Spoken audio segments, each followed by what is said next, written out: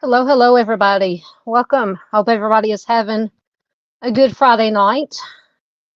Welcome to everybody. Welcome to chat. Welcome subscribers. Welcome members. If this is your first time here, thank you so much for spending some of your Friday night with us. Hopefully, you'll learn about some cold cases, some missing persons, some current things that are going on in true crime and missing persons. We're going to talk about a lot tonight. A lot's been going on. We got some Menendez Brothers news, which I think Eric had his because they were up for parole or had a parole hearing. And I think Eric had his yesterday. And I might be getting this backwards, but I think Eric had his yesterday. He was denied. Lyle was supposed to have his today. And last time I checked, which was later on this afternoon, there was nothing posted that I could find about Lyle as of yet. But anyway, we'll talk about that. Of course, there's news with the baby Emmanuel Haro or Haro. I'm not entirely sure how to pronounce the last name. With that case, apparently the parents have been arrested. So we'll talk about that. Like I said, some missing persons. And don't forget to hit the like button. Share it. If you think anybody would want to come join us tonight live, you can share the link out. Replay crew, if you're replay crew, we love our replay crew. Most important thing we can do is share it anywhere and everywhere you can so it reaches as many people as possible. So let's see who is. I hope I have all my settings right. I was playing around with the settings for tonight, so I was changing a little bit of stuff up. But anyway, Chris was first in. Hello, sir. Good to see you. Miss Paula was second. How are you doing, ma'am? Please check out Miss Paula. She's a sweetheart. She has such a good channel. Always very positive and uplifting. So please check her out. Miss Farr is here from Australia. Hello, ma'am. Good to see you. Miss Z is here from Trial Junkies United. Good to see you. Please check out Trial Junkies United. Good stuff over there. She says she's clicked that thumbs up, and hello, everyone. Thank you so much. I apologize if my voice is scratchy tonight, but all the ragweed and pollen and everything is apparently very high here in Arkansas right now. Plus, farmers are starting to cut the crops to harvest, and so it messes with the allergies and the sinuses. So I apologize. Let's see, who else do we have? Yes, absolutely. Yeah, anybody can with a wrench can throw in links for Miss Paula, for Trial Junkies, anybody else that's here that has a channel that I haven't got to yet. Oh goodness, Miss Lisa Joe is here. She's changed her name once again. Oh goodness, hello, Miss Lisa Joe. Good to see you, Lisa F and Joe. She's our Spice Girl. She's usually bitchy Spice. She will freely admit to that. Good to see you, Shibby. Good to see you. Dandy is here. Yes, you made it to the live. Thank you so much, ma'am. Yes, happy Friday, everybody. I hope everybody's had a good week. Miss Lisa says, can't stick around but wanted to stop and say hi. Absolutely. Thank you, ma'am. Hey, Miss Heather. Good to see you, dear. I hope you're doing okay. Dino is here. Hello, Dino. Good to see you. Ooh, it's hot in here tonight. Oh. And once again, I have no cam tonight because Little Biscuit, Sir Biscuit, decided that he was going to get a case of the super zoomies last night and try to climb the wall, and he tore down my green screen. I just have like a cloth green screen that I have like taped up, and he managed to tear it down, and I just didn't feel like getting up on the chair and falling and breaking a hip today to try to get it tacked back up. But I'll try to have it fixed before Monday, before our live stream Monday. So anyway, cats, they're crazy. Oh, let's see who else is here. Make sure I don't miss anybody.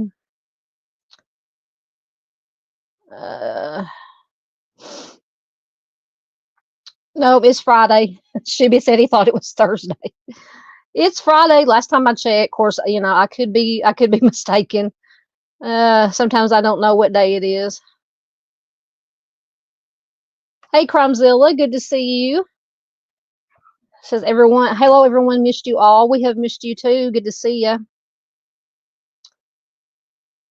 Oh, let's see. There's our doodle. Hello, ma'am. Good to see you with her usual howdy humans. Oh, humans, aliens, cats, whatever, whoever's here. Welcome to everybody. Oh, goodness. You are most welcome, Miss Paula. Thank you very much. There is Miss Paula's link. Miss Doodle put it in. Oh, thank you, Miss Farr, gifted at 5 at Southern Gal True Crime memberships. Thank you so much, ma'am. So we put a cow in the pasture.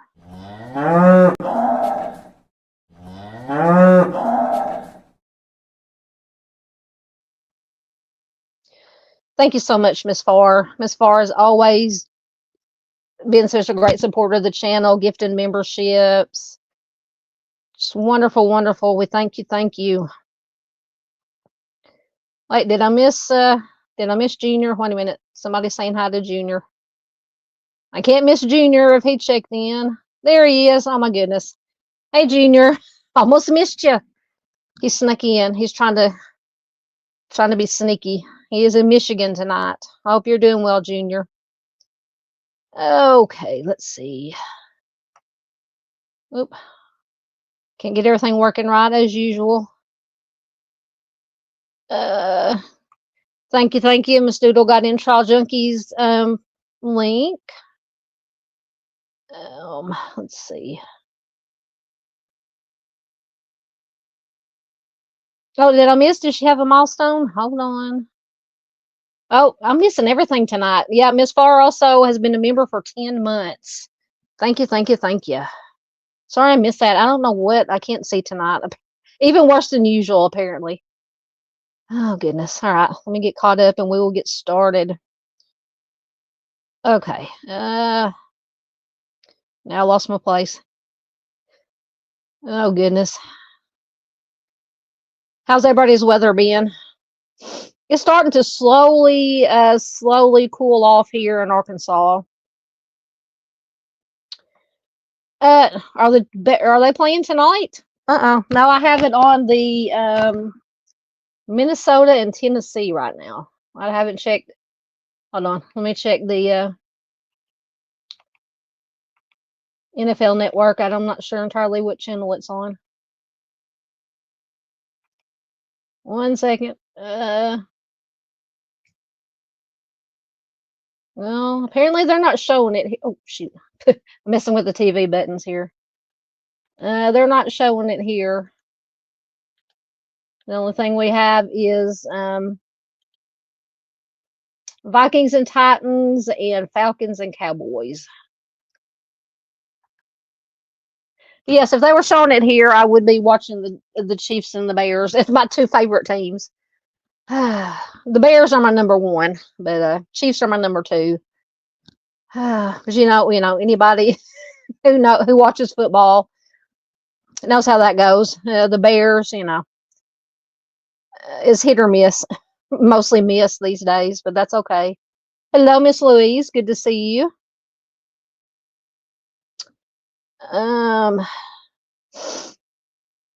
It's good to see everybody here tonight. There's Miss PJ. Hello, ma'am. Please do check out Miss PJ at Lighting Their Way Home. Lighting Their Way Home. Excellent work over there. Yes, welcome all. Please remember to hit the subscribe if you haven't already. Hit the bell for your notifications. If you're watching Replay Crew, please leave a comment. Share. All those things help push this stuff into the algorithm more. And like I said, that's the whole point of the channel, is to get this information about missing persons, cold cases, things happening in the true crime world out to as many people as possible, especially the missing persons. All right, I think I'm getting caught up. Things pop up here. Everything jumps. You are more than welcome, ma'am. I got to get back over there and get caught up, do some binge watching Replay Crew over on your channel. Let's see. Yes, absolutely. I'm always honored and humbled and appreciative when other creators take time out and come in here to my live streams and with the support. And I try to, as much as I can, get to live streams and at least be Replay Crew if I can't be there live, for all these other wonderful creators that are out here doing the good work. Ms. Paula says she's got Minnesota and Tennessee on right now. Yeah, that's what I've got on. I don't know what the score is. Anyway.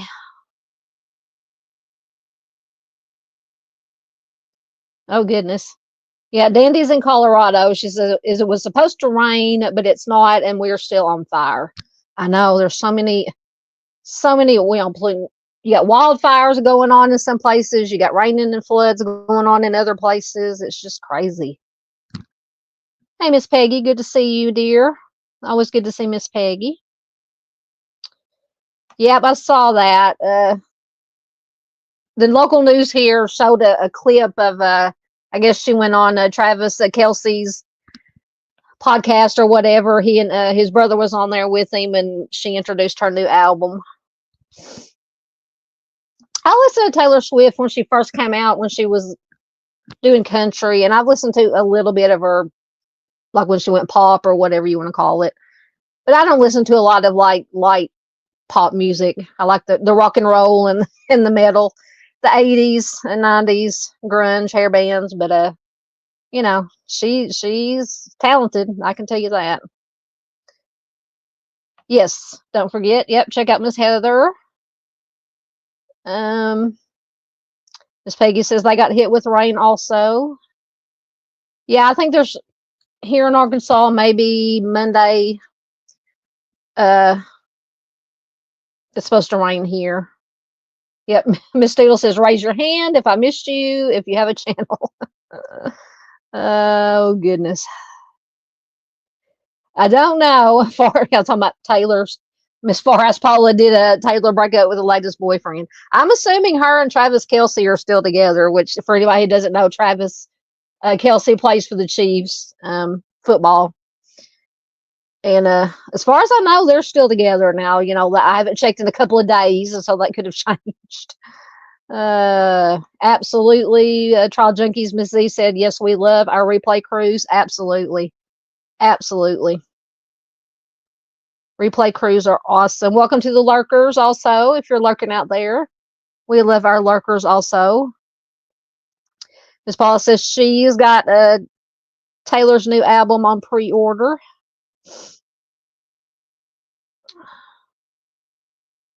Thank you, Miss PJ. All right. Oh goodness. Like I said, for anybody here, I usually go live twice a week. We do Emerson Person Mondays on Mondays, and where we talk about we've been covering all the 50 states. I think we're doing Washington next. We did Utah this past Monday. And Miss Paula had asked me about Vermont, but we did Vermont when we were doing the East Coast. And we're doing the West, where we made it all the way across the United States. We started with the southern states, then we went to like the Midwest. Haider Trolley Project has it, they have it divvied up all over there. So we do that on Mondays, and then we have a True Crime After Dark, either on Thursday nights or Friday nights every week, or most every week. And our True Crime After Darks are a little bit looser, and you know, we still talk about the important stuff, but I like to get into the chat more and interact with you guys and share some missing persons, share some cold cases. So I hope you enjoy it. Let's see. Everybody's raising their hands. Oh, Miss Paula says it's 14-3. The Titans are leading. I need to check out the other game. See what. Oh, I had it on mute. I hit the wrong button. See what the Cowboys are doing.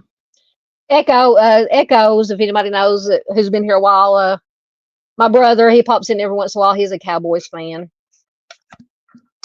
And my sister-in-law, Mrs. Echoes, is a Vikings fan.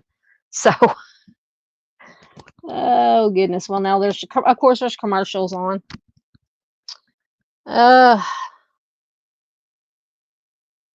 Thank you, everybody that's getting in links.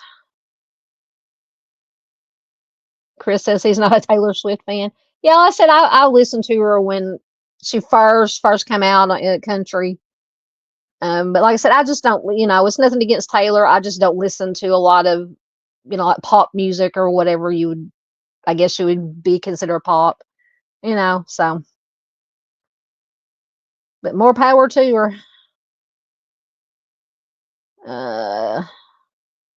Thank you very much. Mr. Dandy's got Arctic, our friend Arctic's link in. Oh, Chris says Taylor and Mr. Kelce are still together.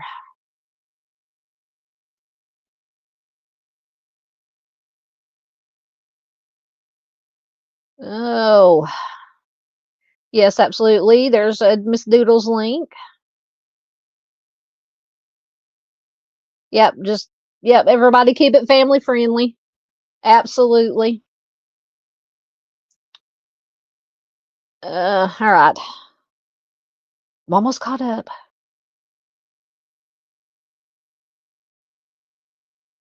Yep, once again, there's Miss Paula's channel. Z says Doc is a Vikings fan. Yeah, like I said, Echoes, my middle brother, is a Cowboys fan, and I think since, of course, he's been living up in Minnesota for a long time now. So I think, like I said, Mrs. Echoes is a Vikings fan. So I think, he's a Vikings fan also. All right, I'm going to mark right there, and we will get started right quick, and then I'll get caught up again. So I forgot to include this in the slideshow, so I'm going to try to, let me see if it will screen share for this first. We'll talk about the Menendez's first here. I think I've got the article up already. And if it, like I said, I don't know if they've released any information on on Lyle yet, but Eric, his has been denied. All right. So this is from ABC News. It was from, is today the 21st? I don't even know what it is. No, from yesterday. Yeah, from yesterday. So Eric Menendez has been denied parole. Lyle is to learn his fate today. So it says Eric Menendez was denied parole during his first ever parole hearing on Thursday, 36 years and 1 day after he and his brother took the lives of their parents, Jose and Kitty Menendez. So Eric, who's 54, attended the nearly 10-hour hearing via video from the Richard J. Donovan Correctional Facility in San Diego. The board said he can next be eligible for parole in 3 years. The board based its decision on multiple factors, including his behavior in prison, the burglaries he participated in before the homicides, and taking the life of his mother. See, that's what I've always, and of course, I'm sure most everybody here is familiar with the Menendez Brothers case.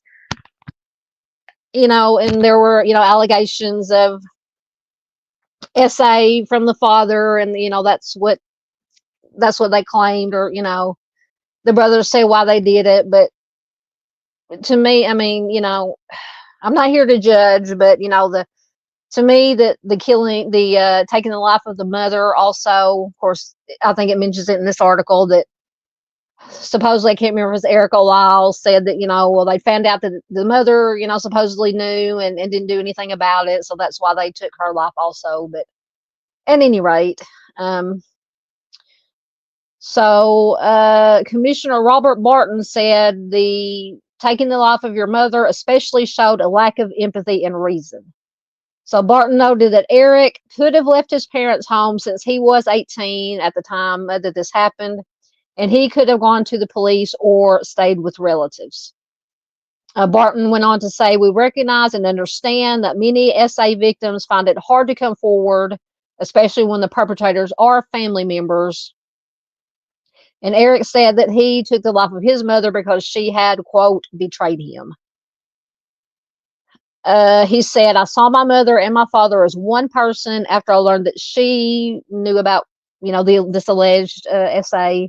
So when I was running into the den, I was in a state of terror, rage, panic, and rage. So Barton noted that it is Eric's behavior in prison, not the seriousness of the crime, that is the primary reason for why he was denied parole. Barton said, contrary to your supporters' beliefs, you have not been a model prisoner, and frankly, we find that a little disturbing. Barton noted that Eric's inappropriate behavior with visitors, substance smuggling, misuse of state computers, and violent incidents. The board also took issue with Eric illegally using cell phones while leading rehabilitative groups. Barton says, we find that you continue to pose an unreasonable risk to public safety. After denying him parole, Barton said to Eric, quote, you have two options. One is to have a pity party, and then you become a self-fulfilling prophecy, probably not getting granted parole next time, or you can take to heart what we discussed. And he says, I hope that the people that are out there supporting you continue to motivate you. So Eric's aunt, which is Jose's, the father's sister, the hearing, quote, although I love my brother, I have fully forgiven Eric. Eric carries himself with kindness, integrity, and strength that comes from patience and grace. So Terry, who's 85, is battling colon cancer. She says, more than anything, I hope I live long enough to welcome him into my home, to sit at the same table, to wrap my arms around him.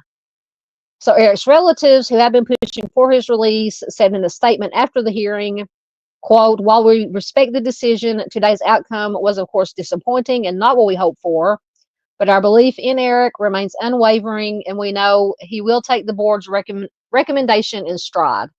His remorse, growth, and the positive impact he's had on others speak for themselves. We will continue to stand by him and hold to the hope that he is able to return home soon. So Barton, who's the commissioner, I believe, whatever he is, says that he was amazed by the support from Eric's relatives, but he added, two things can be true. They can love and forgive you, and you can still be found unsuitable for parole. So, of course, once again, the parole for Lyle, the hearing was today. A statement from the relatives says, tomorrow we turn our attention to Lyle's hearing, and while it is undoubtedly difficult, we remain cautiously optimistic and hopeful that the commissioner will see in Lyle what so many others have, a man who has taken responsibility, transformed his life, and is ready to come home. The board members' decision focused on one question: would Eric pose an unreasonable risk to society if released? So Los Angeles County District Attorney Nathan Hawkman opposed the brothers' release, claiming, quote, they have not demonstrated full insight into their crimes or shown that they have been fully rehabilitated and therefore continue to pose a risk to society. A recently completed risk assessment said Eric and Lyle posed a moderate risk to the community if released. The assessment revealed the brothers possessed illegal cell phones in prison, among numerous other violations, though many are not recent. However, Eric had a phone as recently as January of this year, which Hawkman stressed was during the resentencing effort when he should have been on his best behavior. So Barton said he considered the risk assessment report to be what he calls neutral. So the brothers were initially sentenced to life without the possibility of parole for the 1989 homicides. Lyle was 21, Eric was 18 at the time, and they said they committed the homicides in self-defense after years of abuse by their father. So this May, Judge Michael Jessic resentenced Eric and Lyle to 50 years to life in prison, making them immediately eligible for parole under the youth offender parole laws. Jessic noted that he was moved by the supportive letters from prison guards and was amazed by the work the brothers had accomplished to better the lives of their fellow inmates. The brothers, who watched the resentencing hearing from prison, gave their own statements to the judge, admitting their guilt. Although his parole was denied, Eric can ask the parole board to review the case for errors, according to the California Department of Corrections and Rehab. And then separately, California Governor Newsom can grant clemency to the Menendez brothers at any time. So that is the latest on the Menendez brothers. So what do you guys think about, I mean, you know, what are your guys' opinions on this case? Like I said, you know, they're obviously guilty. They never denied taking the lives of their parents, but, you know, they allege that it was, sorry, I'm trying to get back to my other tab here.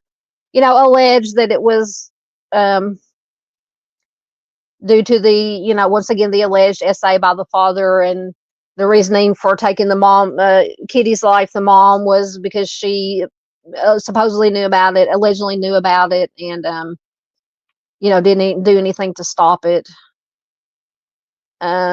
Yes, absolutely. You know, let me, I might be fixing to lose my computer.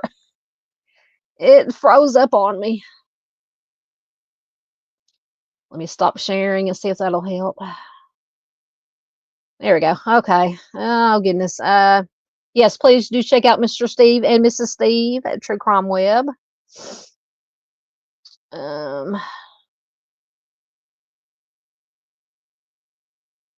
Apparently Miss Louise is a Cowboys fan. Oh, our dad was a Cowboys fan, and I don't have anything against the Cowboys. I just had to give Echoes a hard time about them. Oh, goodness.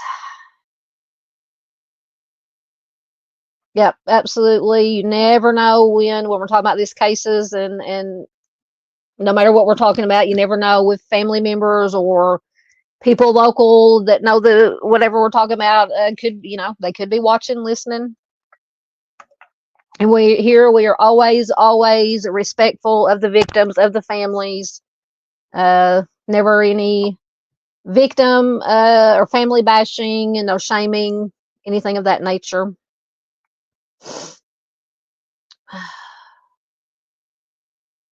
Yes, Echoes is our honorary troll. You're correct.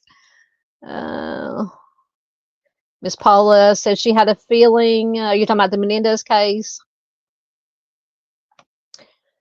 Miss PJ says, I'm waiting on Lyle. People think he may get it. Yeah, I read a couple of articles when I was looking at this, because I didn't even realize that the parole hearings, or that Eric's was yesterday, until I think it popped up I was on Google when I was doing my slideshow earlier today, and it popped up, and I'm like, oh.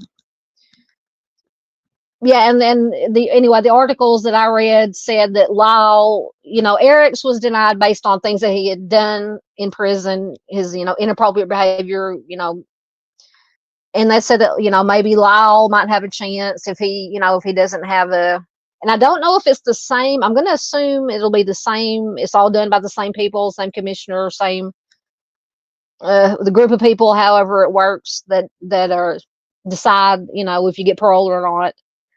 It may be that they think Lyle, he behaved himself while he's been in prison and doesn't pose a threat, to society if they let him out. And, he could very well be granted. Like I said, I haven't checked to see if anything has been posted in the news channels, news websites yet to see. They said Eric's lasted for like 10 hours, and I don't know what time Lyle started today. So. Congratulations. Crimezilla says, I passed my test that I needed. I'm back now full time at nights, of course. Excellent. We are glad to have you back.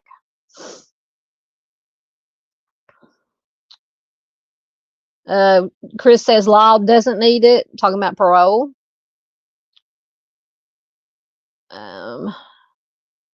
So stuff is, I was heard a beeping in my ear here. As far as says, in her opinion, Lyle was worse than Eric. This doodle says neither need it in her opinion. Yeah, see, that gets me too. When he had to reload the weapon when he took, I believe it was with the mother, Kitty. So, I mean, and even, granted, neither, even if there was SA involved, that just still absolutely does not give anybody the right to take somebody's life unless they're, in imminent fear of great bodily harm or death at that moment that they, that's the self-defense. But from everything I've read, they weren't in imminent danger at that time. And, like Miss PJ said, I believe he had to reload, and then took the life of his mother. So that, that's always been a sticking point for me. Oh, there we go. Had the wrong one up. That's the one I wanted up. Danny says, I hope they keep them locked up. Hey, Mustang. Good to see you, dear. I hope you're doing well. Please do check out Mustang. She's been doing good work on her channel. I've got to get over there and be replay crew on a lot of channels. I know everybody was going live earlier, maybe tonight too, when the information about in the Emmanuel Haro, little baby Emmanuel, came out that they'd arrested the parents. I guess they got a search warrant and searched. We'll be talking about them. I've got an article to read about that. That's just a horrible case. And all I really know about that is just what other creators have been. I've watched some videos and stuff that they put up about that, but it's absolutely horrible. Miss Duda wants an amen. Absolutely. Miss Paula says, Eric confessed, so I'm happy. Absolutely.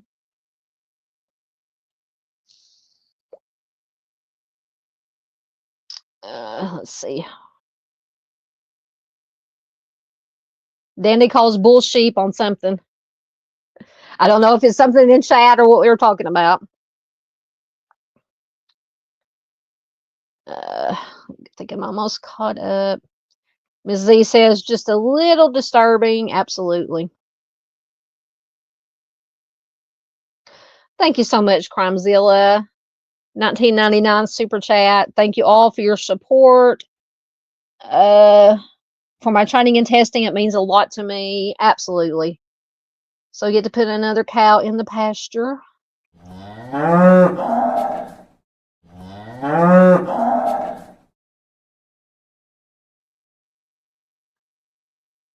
Thank you so much, Crimezilla. That was very sweet. It goes everything that's for the membership they get for the memberships and donations all goes right back into the channel to pay for StreamYard. That's why I say pay for StreamYard mainly. It's like $40 a month for the.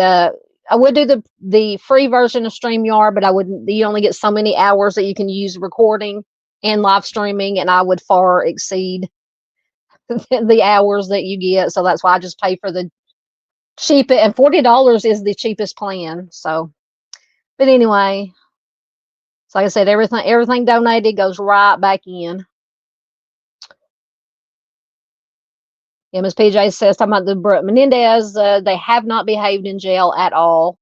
See, and that tells me a lot too, right there. I mean, if you were convicted of taking the lives of your parents, you were sent to prison, and if you haven't tried to better yourself or at least maintain, not do things or you make things worse for yourself when you're in prison, then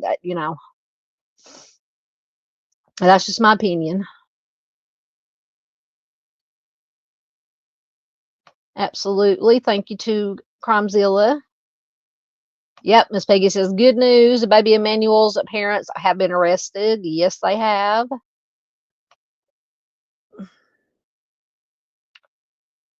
Absolutely. Thank everybody for being here. And Miss PJ says, I don't think these boys will ever get out.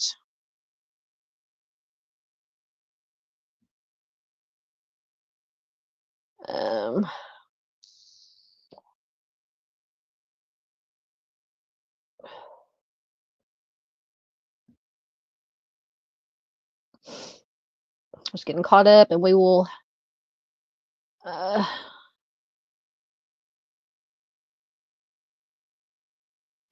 Ms. PJ says it's weird. Moderate risk is a bad thing. Yeah. So what? Yeah, in the article, the commissioner or whoever it was said he said the assessment was neutral. So I don't know, but I haven't studied up on what all goes into parole hearings. Yep, exactly. And that's what I think the article mentioned. Yeah, Dandy says one was 18, one was 21. No one was holding them hostage. Move out. Yep.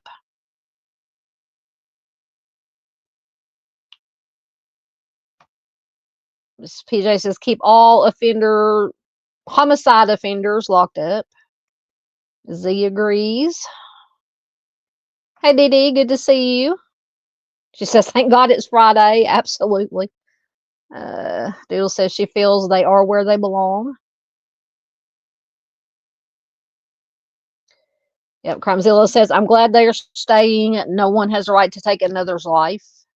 You are correct. Yep, once again, that's another sticking point for me too. He had to stop and reload.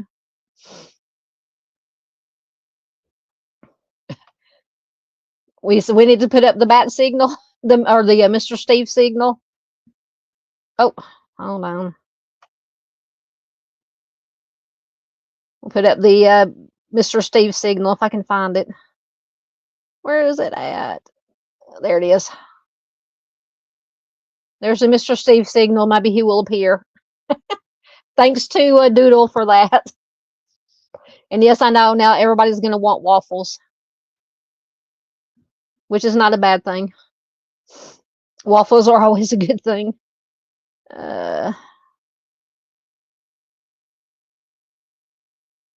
As far says, after watching the Netflix doc, I call BS on it all. The Netflix thing made them look like spoilt brats who lie and manipulate. Yep.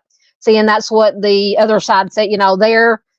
The defense said, it was due to the essay and blah, blah, blah. And then, of course, the prosecution said, they were greedy. They wanted the money.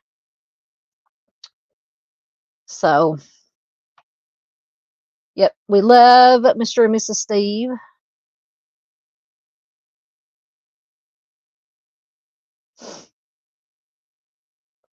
All right, I'm going to mark right there. All right, let me get my slideshow up. We do got a couple of current missing persons here in Arkansas that I wanted to share. Take that down so I can see what I'm doing here.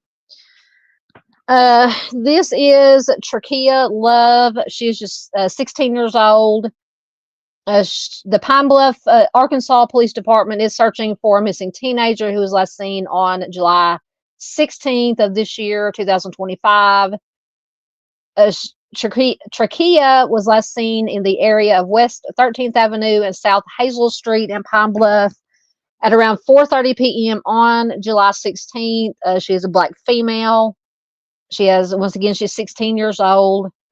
She has brown eyes and black braided hair. She is 5'2" tall and approximately 125 pounds. And she was last seen wearing a black t-shirt and black leggings. So if you have any information about Trakia, her possible whereabouts, you're asked to call the Pine Bluff PD Detective Division at 870-730-2090, the tip line at 870-730-2106, or the dispatch dispatch center at 870-541-5300. And I can't remember, I don't think I shared the missing poster on my community tab yet, but I will as soon as we get done here tonight. I'll share it on Facebook also. And for anybody who does have Facebook, this is where you can find me at. Just put in Dawn SGTC. It'll have the same logo avatar as the one I use, here on YouTube. Please share. I've shared a lot of missing persons flyers, information about missing persons from all over, not just from here in Arkansas.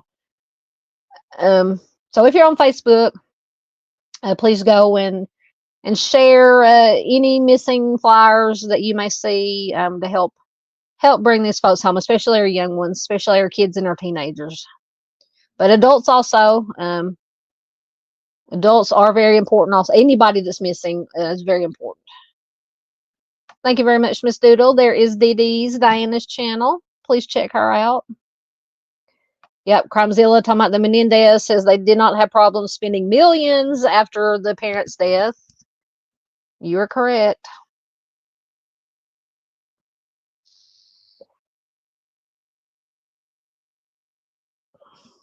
Farr says, I don't care how much he has behaved behind bars.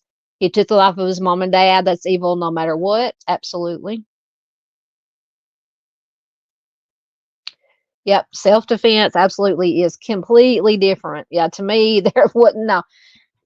Because like I said, everything I have read about this, they were not in, imminent danger, fear of death or bodily harm, or serious bodily harm at the time that they did this. So, yeah, self-defense definitely not there, in my opinion. I'm talking about baby Emmanuel. Crimezilla says, I'm glad they arrested the parents. He was 7 months old. I know. Welcome. I'll be Frank. Good to see you.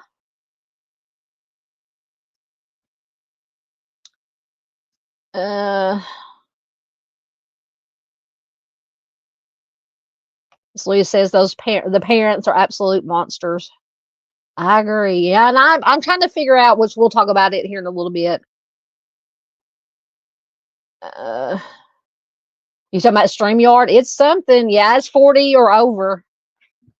Yeah, it may be 40. Yeah, it may be $44.99. Yeah, but it's too dad blame much, in my opinion.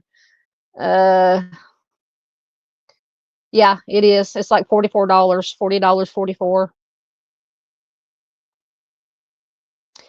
Hey, Farmer. Good to see you, sir. Good to see you, Derek. He says, hope everyone is good. Just got home from work, lighting a big campfire and listening. Thank you so much. Please do check out Farmer.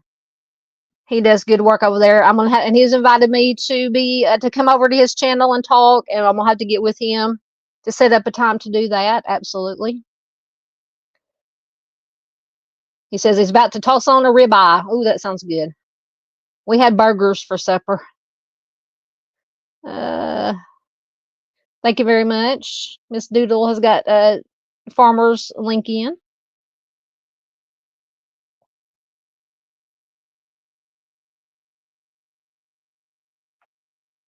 Thank you, Miss PJ, once again. All right, let me mark right there. Okay, I got one more missing person from Arkansas. I'm going to make this bigger so I can see it. This is Arlinda Cullins. She's been missing since August 15th of this year. She is 55 years old. She's missing from Haskell, Arkansas. She is a white female, 5'5" tall, 220 pounds, brown hair, brown eyes. So they did update. Apparently they had the wrong phone number for the Haskell Police Department. It has been updated.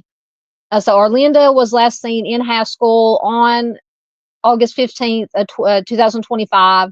It is believed that she left home driving her black 2008 Lexus IS 250, which the bottom picture there on the slide is the vehicle. And it says that the stock photo they had been using has been removed, and the picture is now of her car. So if you have any information regarding Arlinda or her possible whereabouts, call the Haskell Police Department at 501-778-6598.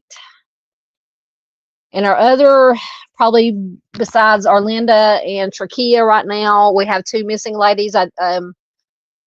Robin DeSort and Denise Rhodes. I did do a video about their case. A lot going on there. So please, you should go under. I've tried to keep everything organized in playlist. So I do have a missing playlist where I try to keep all my missing short videos that I put up during the week. So please check out. It's either a case of them leaving on their own due to some circumstances in one of them's situation that was going on, or could be something happened to them, foul play, something nefarious. They haven't really released a whole lot of information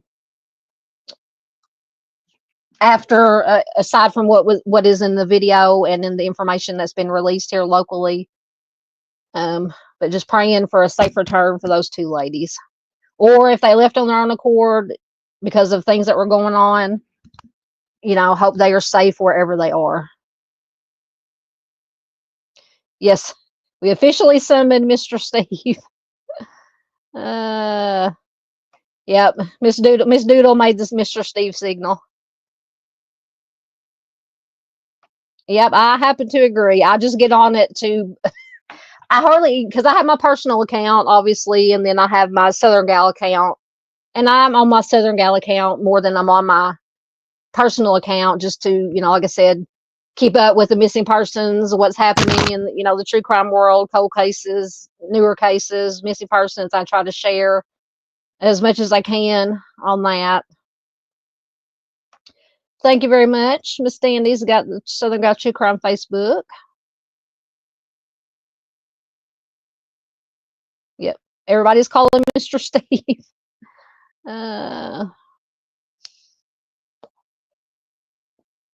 Oh, Miss Farr gifted another Southern Gal True Crime membership. Thank you so much, ma'am.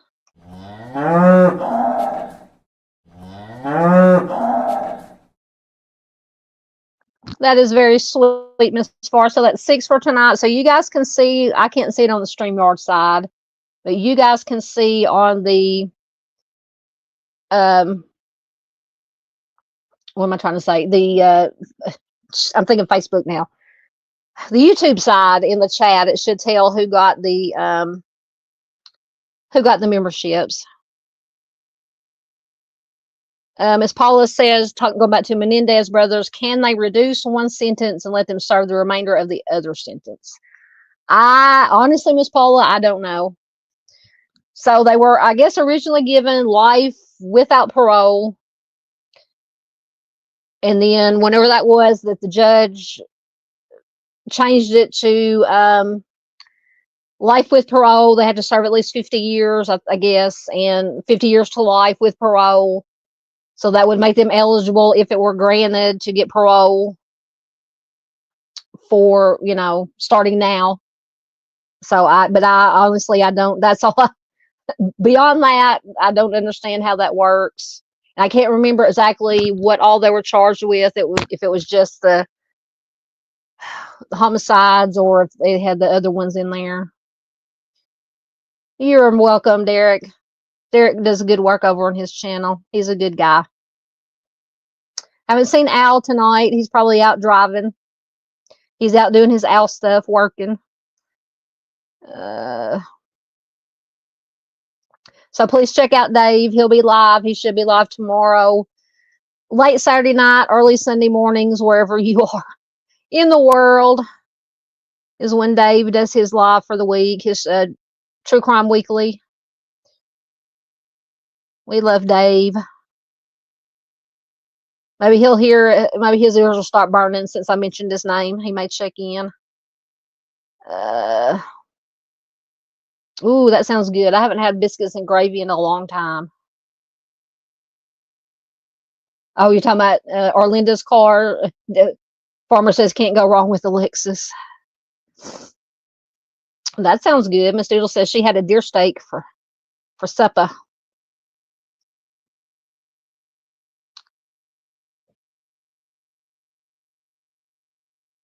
Absolutely, you can share. Yep. Share Gibbo's link. Anybody that, thank you. Yep, Miss Doodle is on it.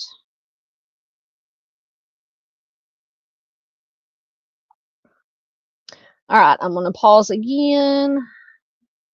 I'll get caught up. Oh my goodness, if I can get my... Okay. So next we have, and I believe this one is from Minnesota. This is Dee Ann Miner. Let me get her, get the article up I had for her. She's been missing. First, I'm going to give her Charlie Project information. So tonight, we're usually on our True Crime After Dark, where we go over just current things in the news, in the true crime world, true crime news, and then things that pop up usually on my Google suggestions, news feed about cold cases, missing persons, and solved homicides. So this one that popped up on my Google feed. But Deanna, I don't know if it's Deanna or Deanna. In some places it just says Deanne, in some places Deanna. But at any rate, she's been missing since August 13th of 2020 from Sandstone, Minnesota. She's classified endangered missing. She's a white female. She was 55 years old when she went missing. So she'll be around 60 as of 2025. At the time she went missing, she was 5'8" and 120 to 130 pounds, with brown hair and hazel eyes. It says she may use the last name Dougal, Dugal, and some agencies spell her name Deeanna or Deeanna, or Deanna with one E, Deanna. Like I said, I've also seen a couple of articles just said Deanne. So, but she does have a tattooed band on her upper arm. It said that she did take medications at the time of her disappearance for unspecified reasons. She did not have her medicine with her when she disappeared. She does have a history of substance abuse, but she had been clean and sober, they said, for months prior to her disappearance.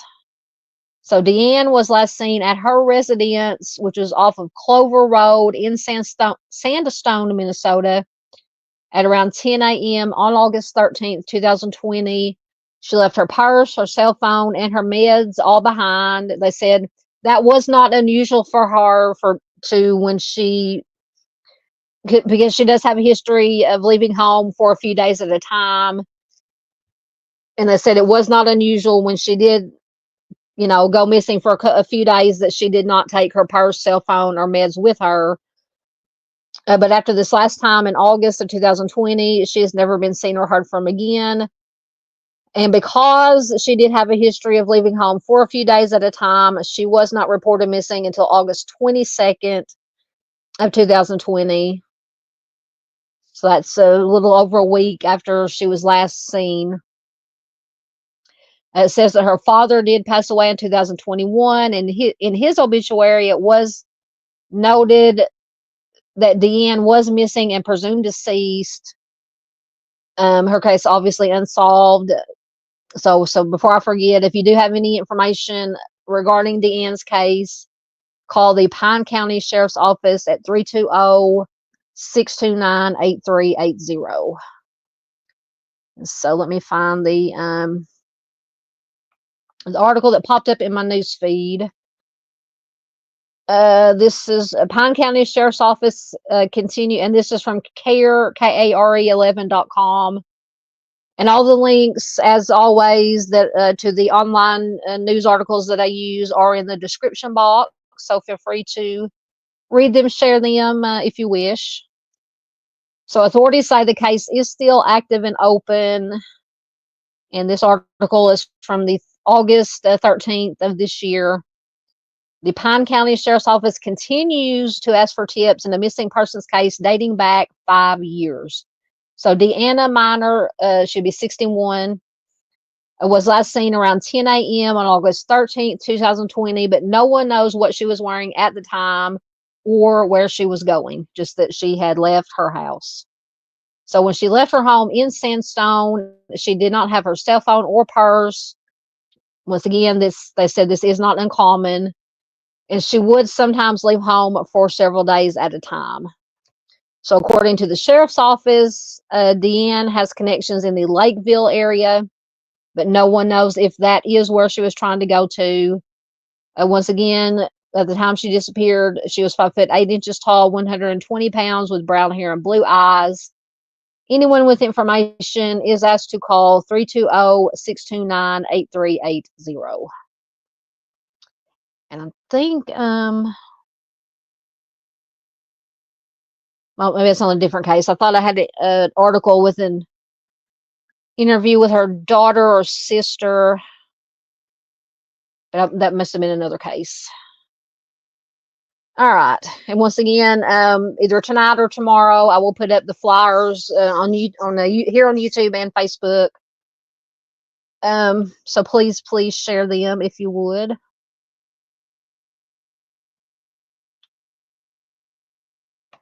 Thank you very much. Farmer sent us a $4 super sticker. Thank you, sir.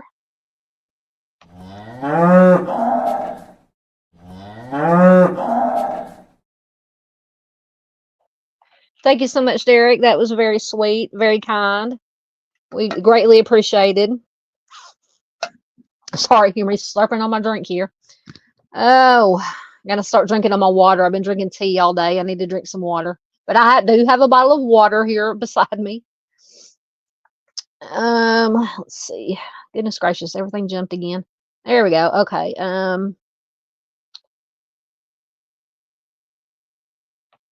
Triscuits, aren't they like a little snack? They're hard to describe. Gibbo asked what Triscuits are. They're like a little snacky. It's supposed to be whole, good for you, better for you than like chips and stuff. Maybe whole grain. I think you can give them in different flavors. Absolutely. Thank you to Farmer and everybody that supports.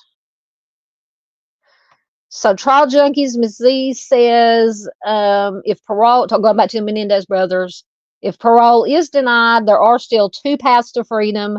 Clemency, yes, granted by the governor, and a court petition that cites new evidence in the decades-old case, or wait 3 years and try again. Yep. Yeah, but they mentioned either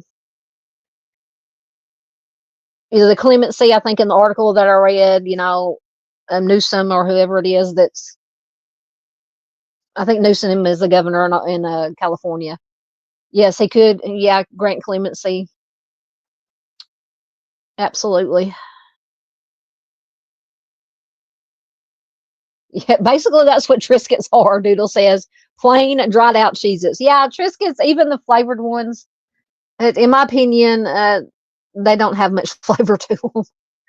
Yeah, Mustang says they're like crackers and chips mixed together, but dry. Yeah, that about covers it.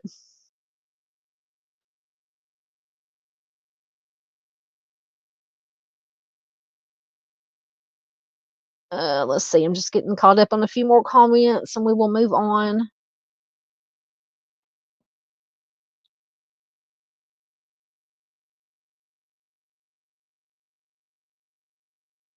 Um,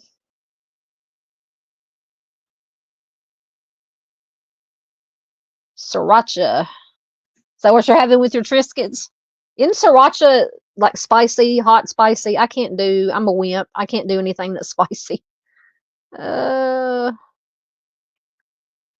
so Crimezillo's heard of this Kate Deanne's case. They say Diane's story or Deanne's story is sad to me. Absolutely. Absolutely. Absolutely. Derek says, oh man, that is so sad. I hope for resolution ASAP for our friends and family. Yes, sir.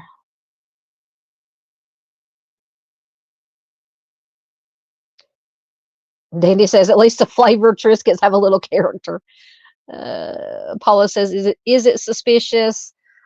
I don't know. They said that she did have a history, or well, they didn't say she actually she did have a home. She wasn't she didn't lead a transient lifestyle. She did have a substance addiction, but they said she had been clean for many months. She did have a history of disappearing for a few days at a time without taking anything with her, but up until this one in August of 2020. I mean, like I've said before, anytime anybody's missing and nobody knows where they are, I'm always going to be suspicious. It might not always be the case. It could have been she had an accident somewhere and just nobody, she didn't have it. If she didn't take her purse, I didn't have any ID with her. They might not have been able to identify her. If she had an accident someplace, it did not say, I don't think, if she left on foot or in a vehicle. It didn't mention a vehicle, but I mean, any number of things could have happened. Like I said, she could have left over on the cord, just didn't want to come back for some reason. She could have had an accident, whether in a vehicle, because a lot of times when people go missing, if they're in a vehicle, they'll find them in a body of water, and it's just an accident. I think I read, and I don't think I included it tonight, and I can't even remember where it was from. Just here recently, a pretty old, well, a few years old missing persons case. It was a mother. Somebody might know what I'm talking. It was a mother and her, I think, under 1-year-old child had gone missing, like I said, from somewhere, and they ended up. They had these special dive groups that volunteer and go out and search these bodies of water, and they end up finding people who've just run into the water, and it was an accident, and they, unfortunately end up drowning. I wish I could remember what that was. It also popped up in my news feed. So, if she was in a car, it could have been something like that, or it could be absolutely something nefarious could have happened. It's just obviously the frustrating thing about these missing persons, that we don't know. We don't know what we don't know. You know.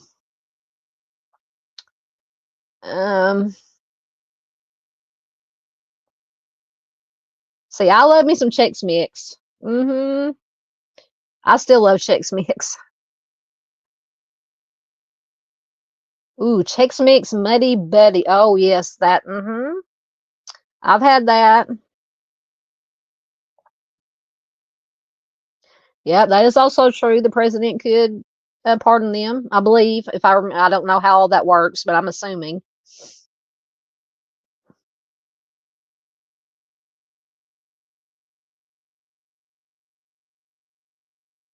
Just getting caught up quickly.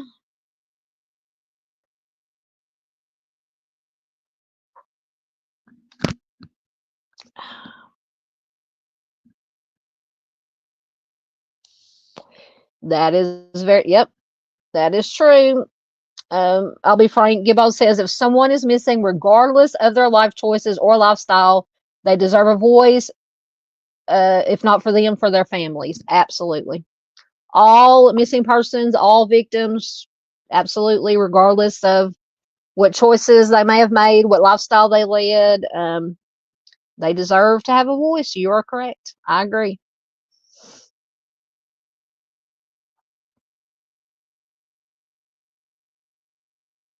Yep.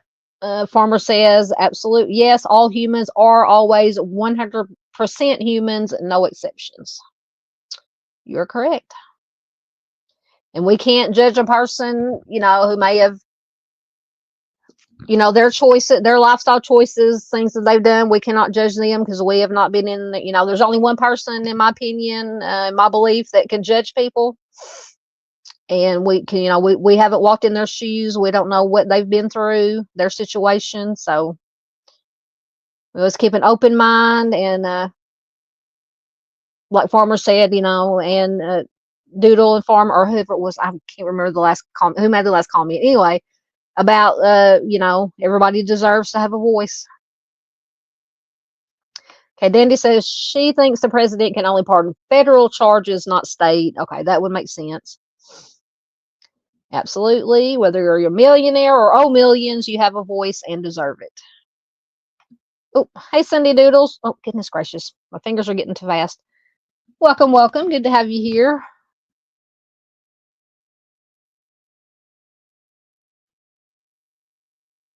Yep, Miss Doodle says, and I feature cold cases mostly on my channel. She says, I don't care if they've been missing 25 years, they deserve to be found. Yes, ma'am. And I was working on, I think I have all my cases together. Let me see right quick, make sure I'm telling you guys the right state that we're going to be covering Monday. Oh, no, I don't have them in there. I believe it's Washington State that we're going to be covering Monday.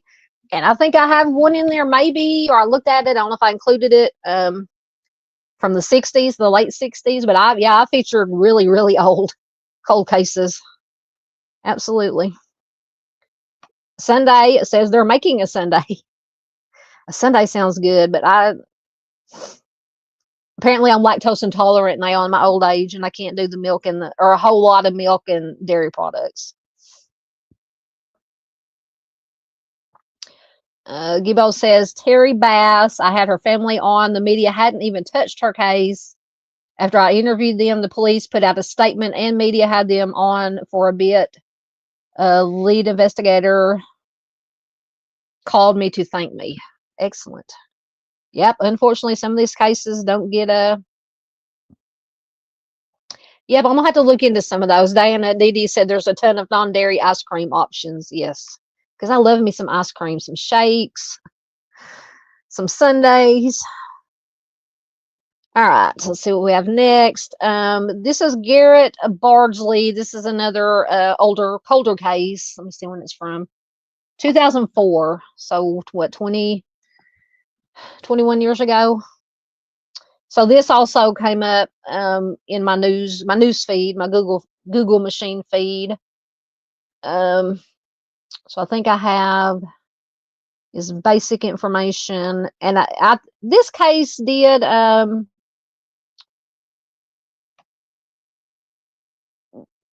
when I was looking for articles and stuff to use online, this did get a fair amount of attention from what I can see from some mainstream media and content creators.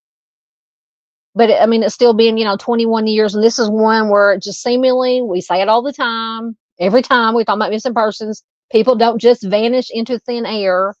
But this is one where they just vanished, without a trace. Don't know what really happened. There's theories, but as there are always theories, in theories and speculation, as in all cases. But Garrett disappeared on August 20th, 2004, and this is from Utah. During a camping trip with his father, and this first information is from Wikipedia, just had everything in all in one place. So he disappeared during a camping trip with his father and fellow Boy Scouts near Kubrant Lake and I hope I'm pronouncing this right, Uinta. I think it's Uinta. I'm not sure. Mountains of Utah. So despite an extensive search operation involving hundreds of volunteers, dog, and aerial support, Garrett has never been was how old was he? Let me go back to the 12 years old. He was 12 years old when he went missing. So he was born in 1992 in Utah. He was the youngest of 4 children. He was a student at Spanish Fork Middle School. He was a member of the Boy Scouts of America. In August of 2004, once again, he and his father Kevin and a group of Boy Scouts were on a backpacking trip to the Uinta Mountains, which is a popular outdoor recreation area in northeastern Utah. So on the morning of August 20th, Garrett was fishing with his father near the edge of an unnamed lake. I think they just called it Cuberant Lake 1, I think, which is in the Cuberant Lakes Basin, when he accidentally got his shoes and his socks wet. So he reportedly left the group to walk a short distance, maybe 100, 150 yards, back to the family's campsite to change, to get some dry socks and dry shoes. They said it was around 8 a.m. The visibility was clear. His father watched him for part of the walk, but briefly turned his attention to the lake. And when he looked back, Garrett was just gone. He didn't see him anywhere. So initial attempts to locate Garrett by family and nearby campers were unsuccessful. There were no signs of a struggle or injury. It said the area had minimal undergrowth, which made it difficult to understand how he could just simply vanished. I don't know. There could have been some, I mean, whenever it mentions mountains or basin, this isn't a basin, but it was in the mountains. I mean, where I think articles mentioned maybe he got lost. He ended up in a cave somewhere, because it did get very cold on the night on the day that he disappeared. Or he could have fallen into a crevice, and that's why they haven't been able. But they did extensive, because I have another article I'm going to read. They did extensive searches and just never. I think they found one of his socks was all that was ever found. So a massive search operation was launched within hours of his disappearance. It was coordinated by local law enforcement volunteers, trained search and rescue teams. Over 1,400 volunteers participated in the searches over several days. They had helicopters, they had dogs, they had thermal imaging. They were all used to search the densely wooded and rugged terrain. Despite the scale of the operation, no trace of Garrett was ever found. It says no clothing, footprints, no personal belongings. But I think in this article that I'm going to read, it does say maybe they found one of his socks in a boulder field, what they call a boulder field. So the search was hampered by difficult terrain and inconsistent weather, with rain and snow during the first few days after his disappearance. After several weeks, the formal search was scaled back, though Garrett's parents and volunteers continued periodic efforts up, I think it says up until August of 2005. So theories, investigators initially believed that Garrett may have become disoriented and then got lost and just succumbed to the elements. Once again, I said it was very cold. I think it said it got down to around 18 degrees or so. There was snow, rain. So they said he may have become disoriented, succumbed to the elements. He possibly could have fallen into a crevice or become hidden in underbrush. They say, however, the complete absence of physical evidence has led to speculation about other possible explanations, including animal predation or abduction. So I don't know how remote this place was. We do know, I think in the article I'm going to read, how many, as far as the group he was with, how many of them there were, but I don't know if there were any other people there camping at the same time, considering the abduction theory. Or, if it was abducted, it could have been somebody that was camping in their group, or if it was, a stranger. That's why I mentioned I don't know if there was any other people not with their group that was camping close to them at the same time, or somebody just passing through. Like I said, I don't know how remote this place is. So Garrett's disappearance obviously deeply impacted his family and the broader Utah community. His father, Kevin, later founded the Garrett Bardsley Foundation, which is a nonprofit organization dedicated to helping find missing persons and improving search and rescue efforts. So that's the basic information from Wikipedia, once again.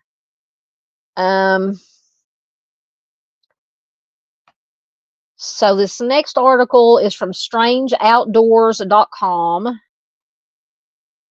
It says the weird disappearance of Garrett Bardsley from Kuberant Lake in Utah. So some of this information may be a little bit repetitive, but it did have some things that weren't mentioned in the Wikipedia. And we all know, just kind of like the Charlie Project, Wikipedia, might not always be completely correct or have all the information. So I try to find as many different sources of information that I can.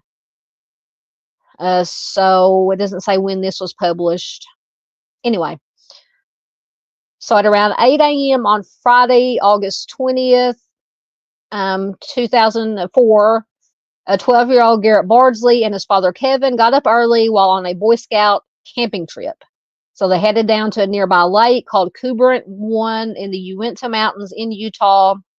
They were going to do some fishing. The father and son lived in Elk Ridge, and they were camping with 18 scouts and 6 or 7 adults. So this was a fairly large group of, so anywhere between 25 to 30 people. So a fairly large group of people in this one group. And they had been there since Thursday, August 19th, and they planned to leave on that Saturday. So he disappeared on the Friday. So Garrett managed to get his shoes, pants, and his socks soaked with water while fishing, and he told his dad that he wanted to walk back to camp to change back as he felt uncomfortable in the wet clothes. He told his father he wouldn't be long. He was going to go, get dry clothes on and then come back and do some more fishing. So the rest of the Boy Scout group were camped up the hill at Kuberant number 4 campsite, which I said was just 150 to 250 feet away. So they had walked the trail several times before. So Kevin, the dad, let Garrett head back to the camp by himself while he continued fishing. He thought it was no big deal, which, 150, 250 yards away. He was 12 years old. That's not really a long distance. So just in case, Kevin said he did keep his eyes on Garrett as he walked around the lake and even shouted directions. He reminded Garrett which path would lead him straight back to the camp. But then after 20 minutes, Kevin wondered what was taking Garrett so long to return.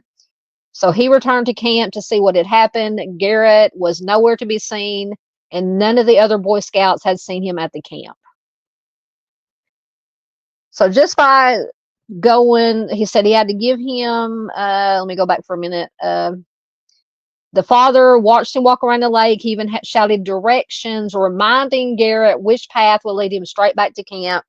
So that would lead me to believe that it is possible, probably more probable than not, that maybe he did get lost somewhere, got on the wrong path, and just, tried to find a warm, dry place overnight. But with the conditions, he might not have made it. Now, like I said, this is just one theory, one possibility.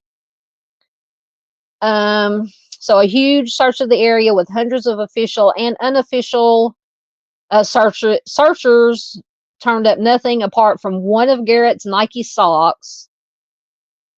And they said he carried his fishing pole with him when he went, and that fishing pole has never been located. So it says, what happened to Garrett? Did he get lost? Was it an abduction? Was it an animal attack, or something else? So it says where is and what is Kuberant Lake? Is a lake in the Uinta Mountains in Summit County, Utah, within the Camas Ranger District of the Uinta, Wasatch, and Cache National Forest. Is about 3,500 feet northwest of Mount Marcel, and the lake is at an elevation of 10,426 feet. So I didn't really tell how. I was wondering how remote it would be. It says, so it does say, I'm not going to read all of it, but it does say as steep inclines and declines surround the basin The only reasonable access to the lake and the basin is by way of a trail that branches off of the Lofty Lake Trail and circles around the west side of Mount Marcel or Marcel. It says the Lofty Lake Trail begins at the Mirror Lake Scenic Byway and heads northwest through Reed's Meadow before the two trails split. So yeah, it sounds like I would definitely get lost. So it's entirely plausible that he did just get lost and succumb to the elements. So the campsite was less than a quarter mile from the lake on a well-established path connected with a road. Another quarter mile away, a family friend said the distance to camp from where they had been fishing was no more than 150 paces away. More than 200 volunteers and search and rescue team members searched into the night on Sunday, August 21st for Garrett. He was last wearing a hooded black sweatshirt, reversible black and red sweatpants, and white Converse tennis shoes. Additional search and rescue teams from Cache County joined search teams from Utah, Salt Lake, Wasatch, and Duquesne counties. Garrett had no provisions or backpack with him, but he was carrying a short black chrome ice fishing pole when he vanished. So I wonder why he took his pole with him if he was coming back, because his dad was there. So hundreds of Summit County Sheriff's Office volunteers and personnel searched on foot, horseback, and with dogs. The effort was scaled back to more than 50 professional search and rescue personnel working on foot after that initial search. This is where it mentions the only evidence that searchers found was Garrett's Nike sock, which was a half a mile from where he disappeared in a granite boulder field. So this is half a mile away from where he was last seen at the lake with his dad. In a granite boulder field. Summit County Sheriff Dave Edmonds says, quote, the sock appears that it was taken off of a wet foot and wadded up, which would be very consistent with what we know about Garrett. And they say because of where the sock was found, Edmonds said it would be in line with the assumption that he sought shelter in the cold weather, maybe by going into the boulder field for a crevice or an outcropping, something to try and get out of the weather. So yes, that would absolutely make sense. But I don't know, like I said, how big the area was. They searched a lot of area and just never found anything but this one sock. So the mountainous terrain meant that the temperature dropped to around 18 degrees the night that Garrett disappeared. The local police decided that there was not enough evidence pointing to a kidnapping. The official search for Garrett was called off after 9 days. A 3-mile radius in the rugged mountains from where he was last seen was thoroughly searched. And after the official search, the family, friends, and volunteers continued search efforts, returning at least 2 or 3 times each week until October.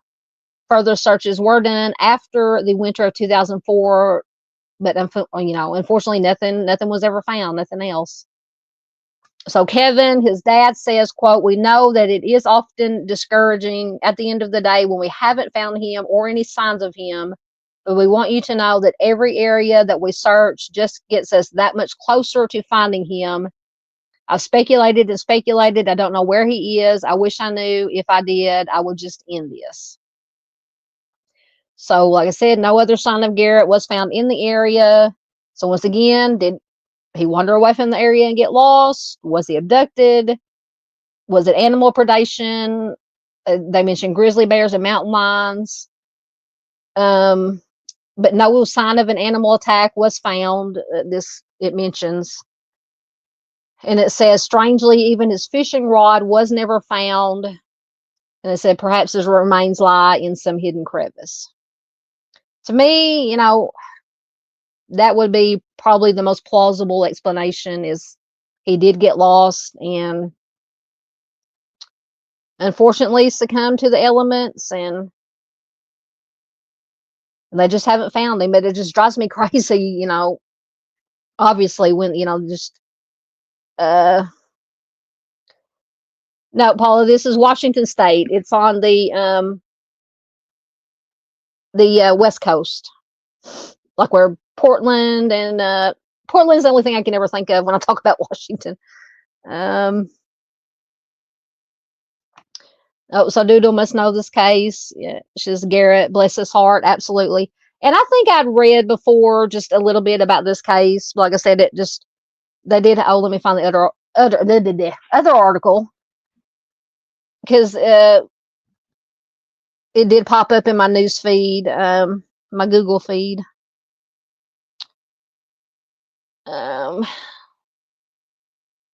So this is from KUTV.com, and it is from August 11th of this year, 2025. Case of missing child in Uinta Mountains remains unsolved after over 20 years later.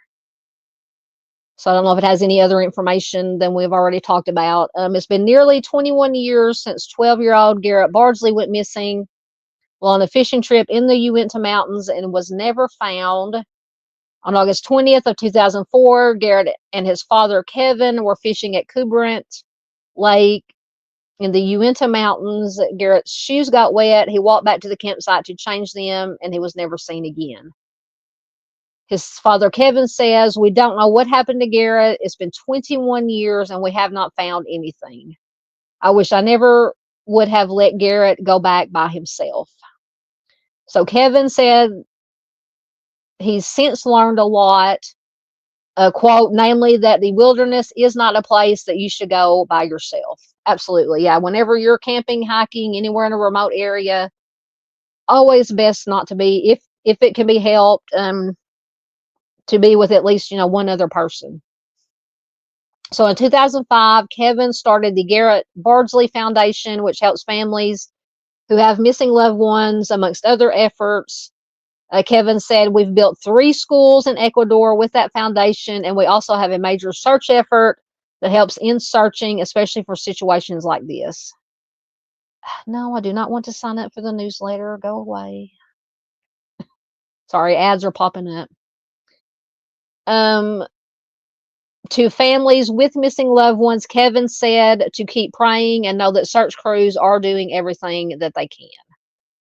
So that was just the same basic information, but yeah, 21 years now, still missing, no trace apparently, except for that one sock.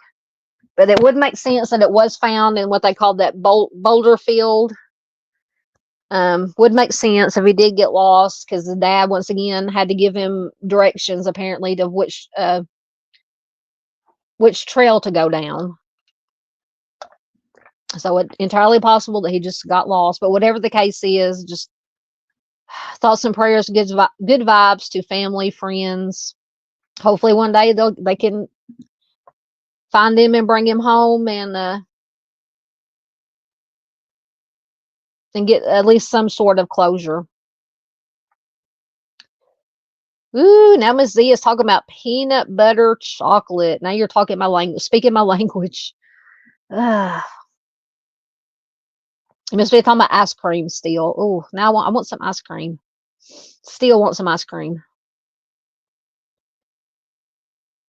Oh, Derek, farmer's got a big fire going. Yeah, Dandy says the mountains are dangerous. Just saying, absolutely.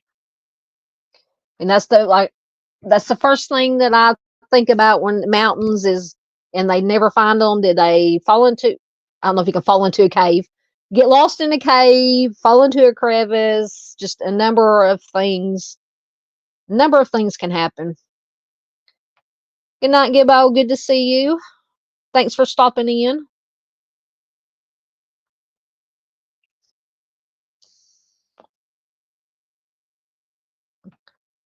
Farmer, and I hope I'm pronouncing that right. It says, "Oh wow, you went to." I think I've seen this story before. Yep.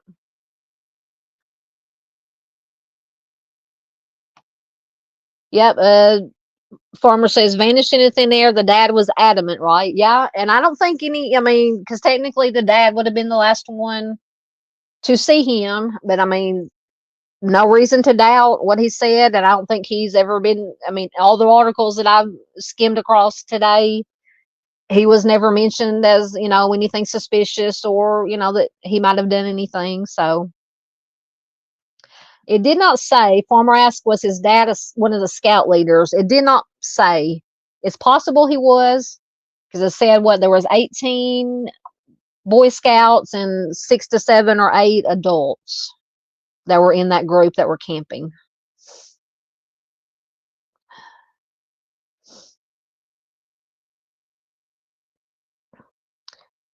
That name, I'll have to look that one up. Dandy says, not pointing fingers at anyone, but this reminds me of Dylan Redwine. That's one I have not heard of. I won't have to look at that one. Chris has heard that one. He says it kind of does. I don't know. I'll have to look that up. Miss Paula want to know if there are any other missing persons cases in the Uinta Mountains. I'm sure there probably are, but I would just have to look it up and see specifically for that area. But like once again with mountainous areas, you're always gonna have, especially if they got hiking trails, there's always gonna be, somebody that gets lost or has an accident, and they're just never found, unfortunately.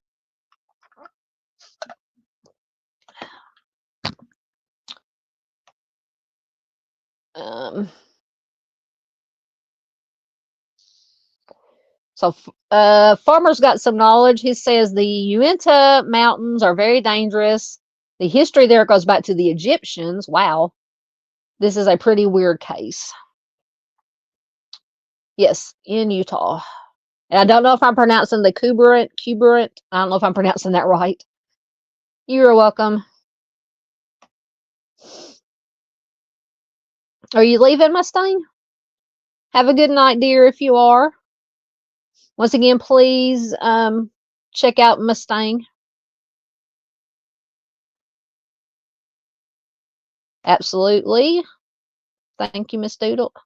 Nothing wants to move tonight on my computer.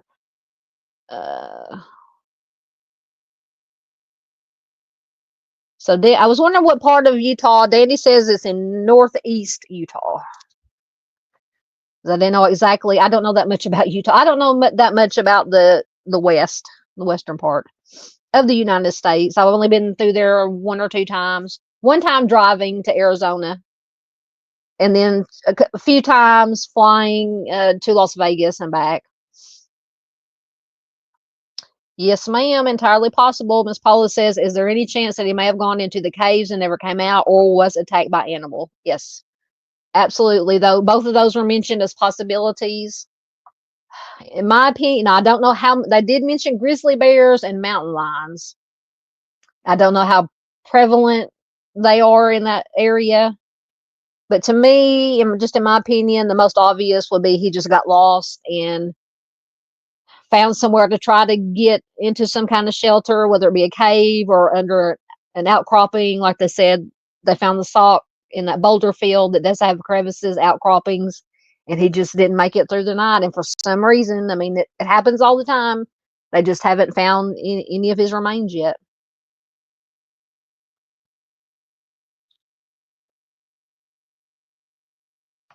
Yep, Derek says a crevice or cave or animal attack, big mountain cats. Yep. Oh, Miss Paula, I want one of those now. Reese's peanut butter cup and Oreo and hot fudge sundae. So Dandy said, and Dandy's in Colorado, says it's a very real possibility. We have bear, mountain lions, coyotes, and wolves. Absolutely.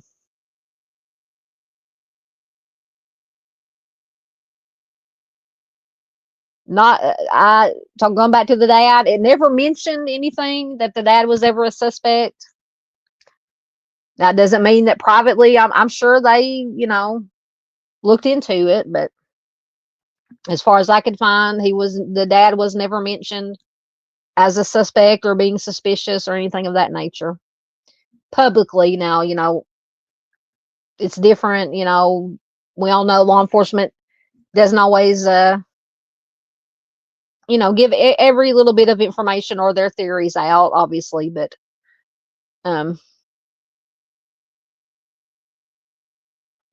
yeah, Doodle talking about animal predation says, anytime you're in their world, you're basically lunch. You have to pay attention. Absolutely.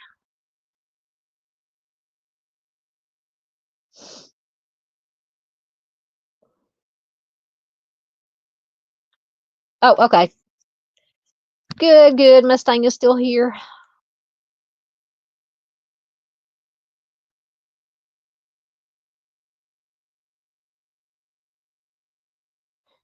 So Dandy says the Uinta Mountain Range is north and east of SLC in the corner of Utah.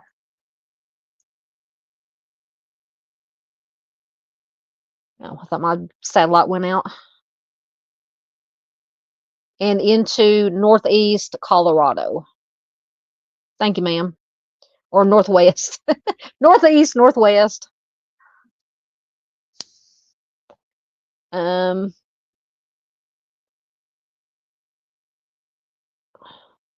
Yeah, this was in this was in 2004. So just barely into the 2000s. If you're talking about this case. All right, I'm caught up. So that was Garrett. Once again, I'll try to remember tonight, tomorrow to share all these posters that we talked about tonight, missing posters on here on YouTube and on the Facebooks. So please do share them.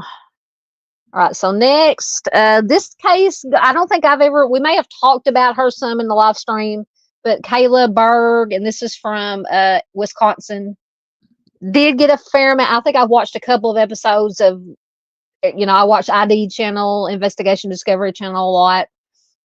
I did watch one of their shows, an episode on Kayla's case, but she did disappear in August, so it did, a new article came up.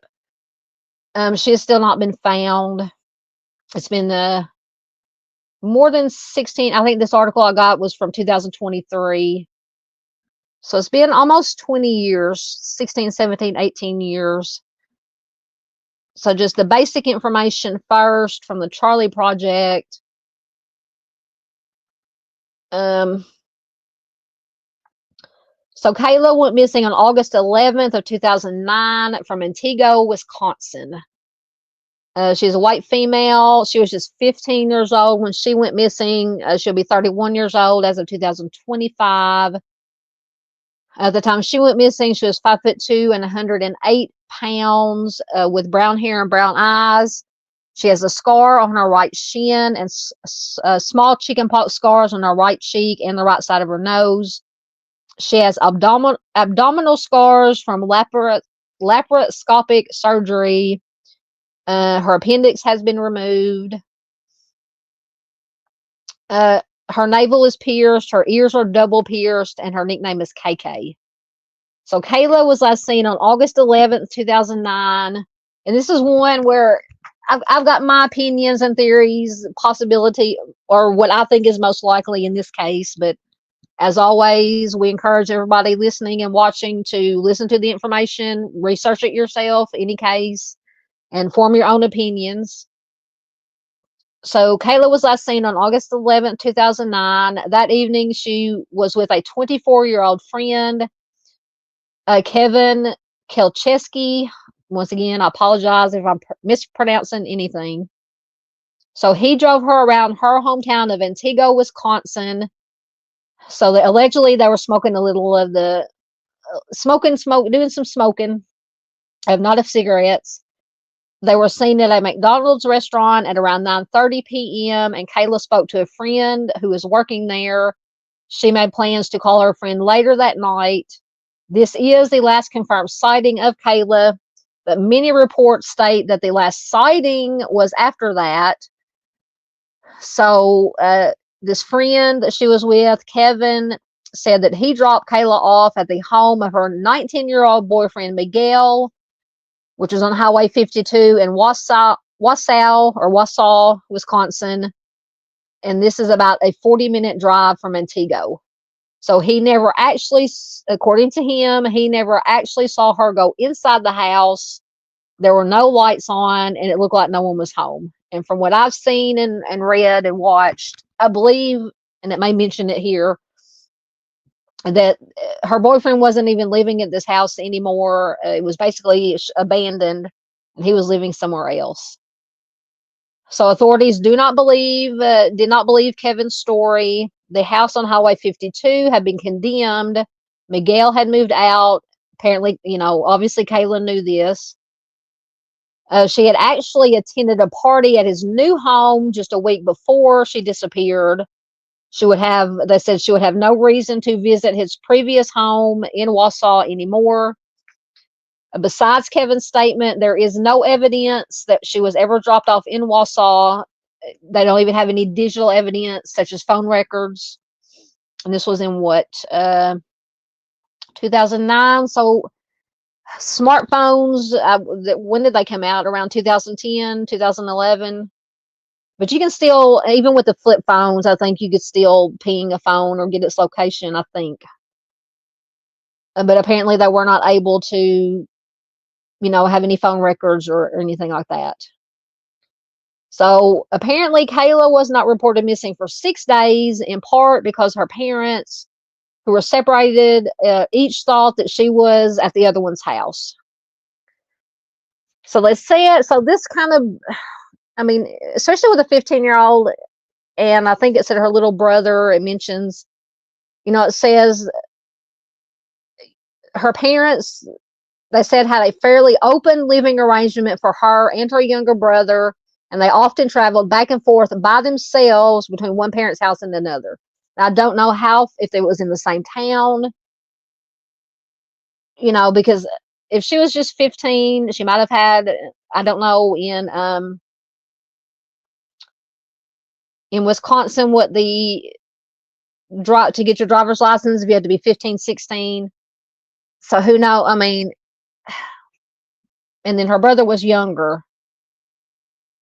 So I don't know if, unless I just got someone to drive on back and forth.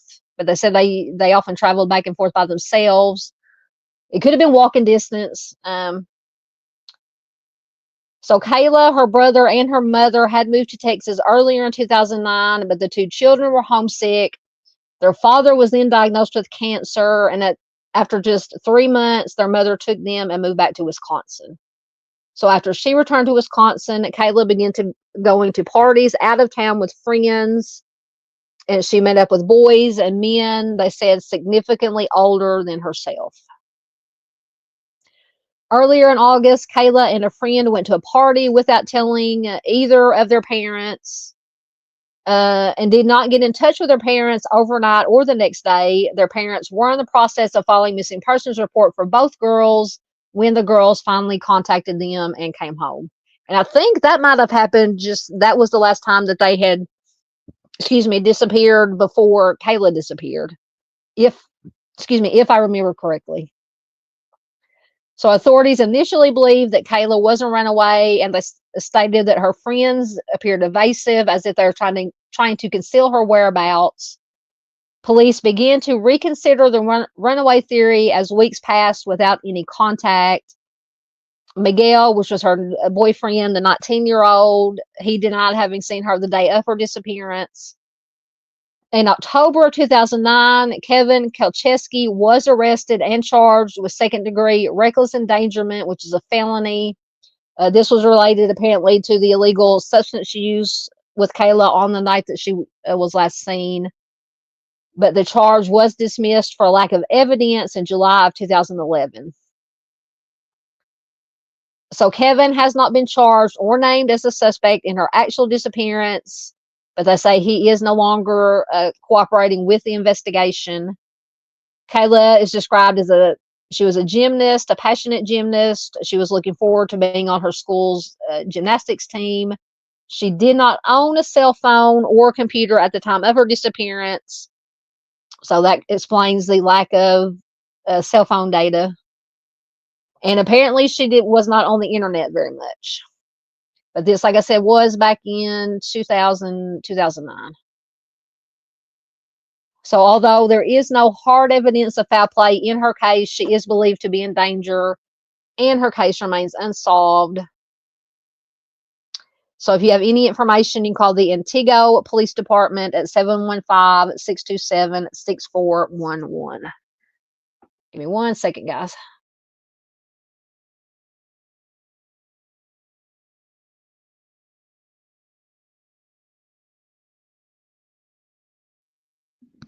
Sorry, I had to blow my nose. Okay.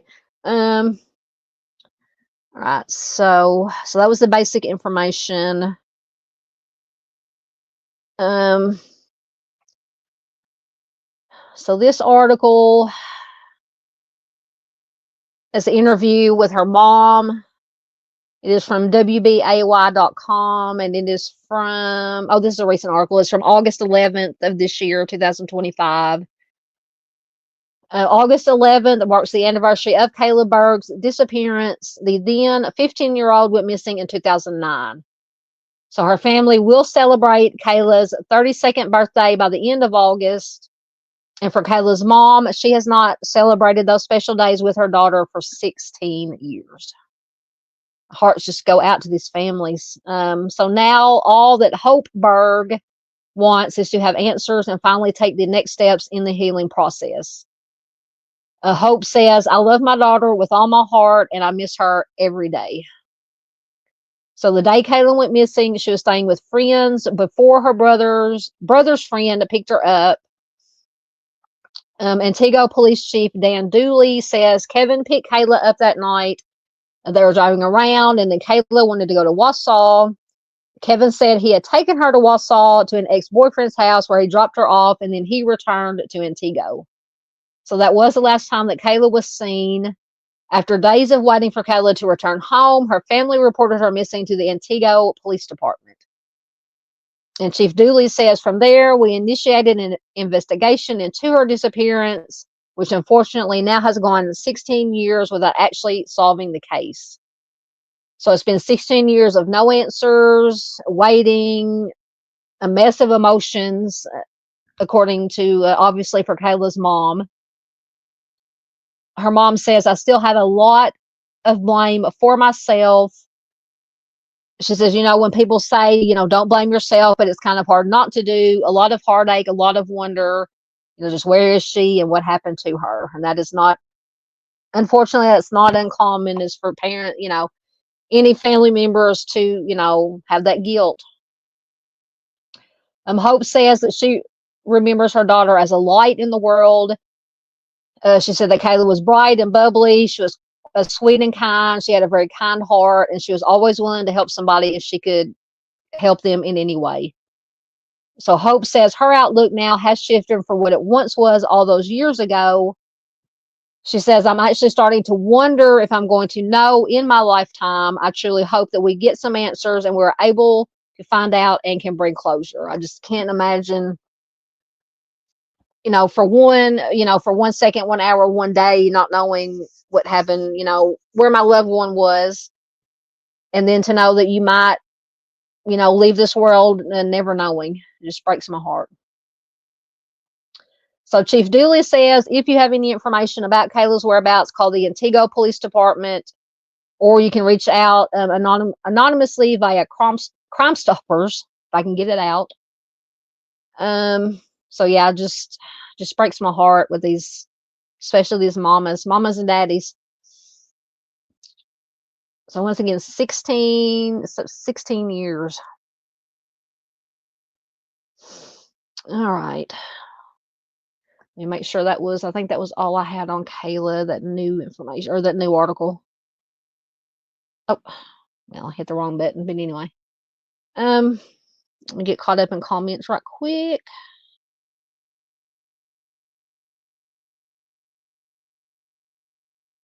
Yeah, they were smoking allegedly smoking a little of the Mary Jane there, which is, there's worse. I mean,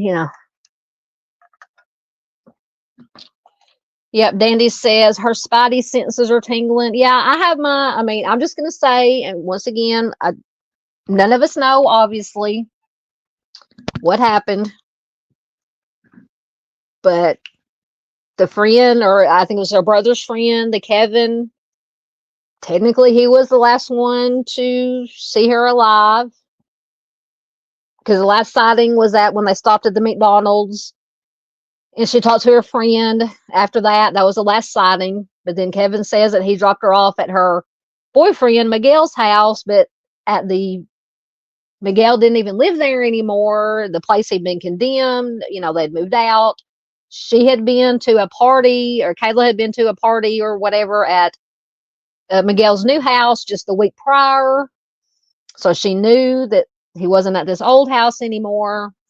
So it just, I have questions. I have ideas, Once again, we don't know for sure, but you know, just something to think about.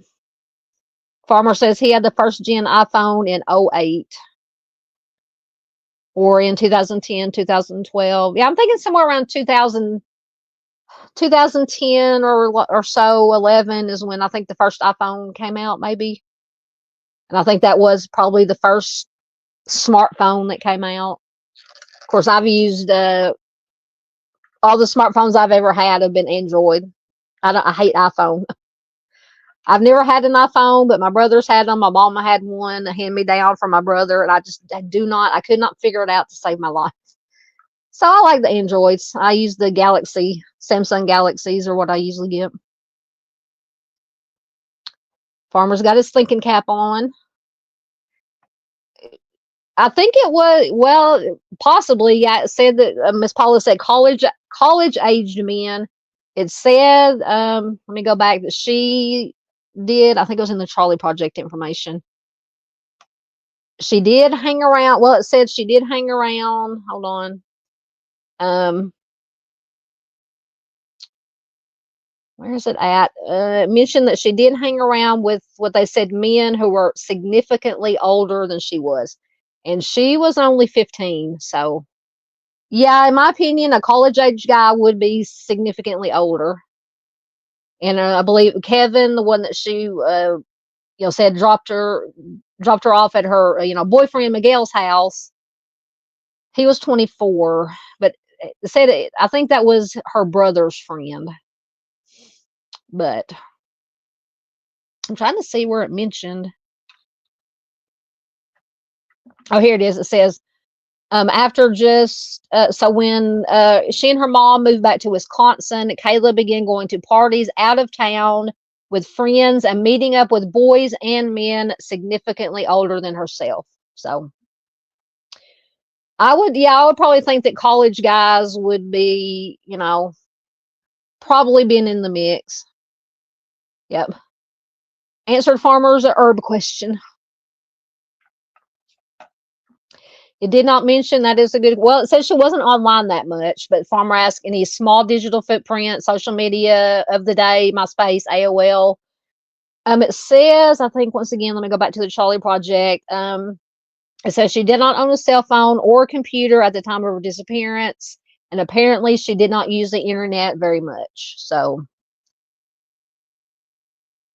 I'm assuming I didn't find any, because I think back in 2009, I mean, the internet had been there, but I mean, not to the extent that it is today, where I mean, basically everybody at one time or another has been online or used some form of social media, at least to some degree. Back in 2009, it was still widespread use. Of course, we didn't have, I mean, the old flip phones, I don't think you could get internet on them. So it's just, it's a lot harder to keep up with, track somebody's movements. It's easier today with all, because basically, like I said, everybody to some degree, most everybody to some degree, has some kind of social media, smartphone that can be tracked, or any kind of phone that can be tracked. So excellent. Chris says he is familiar with Kayla's case. Yep. Dandy says, I cannot imagine the heartache of a missing child. Absolutely. Yep. Like I said, I would have a lot of questions for Mr. Kevin.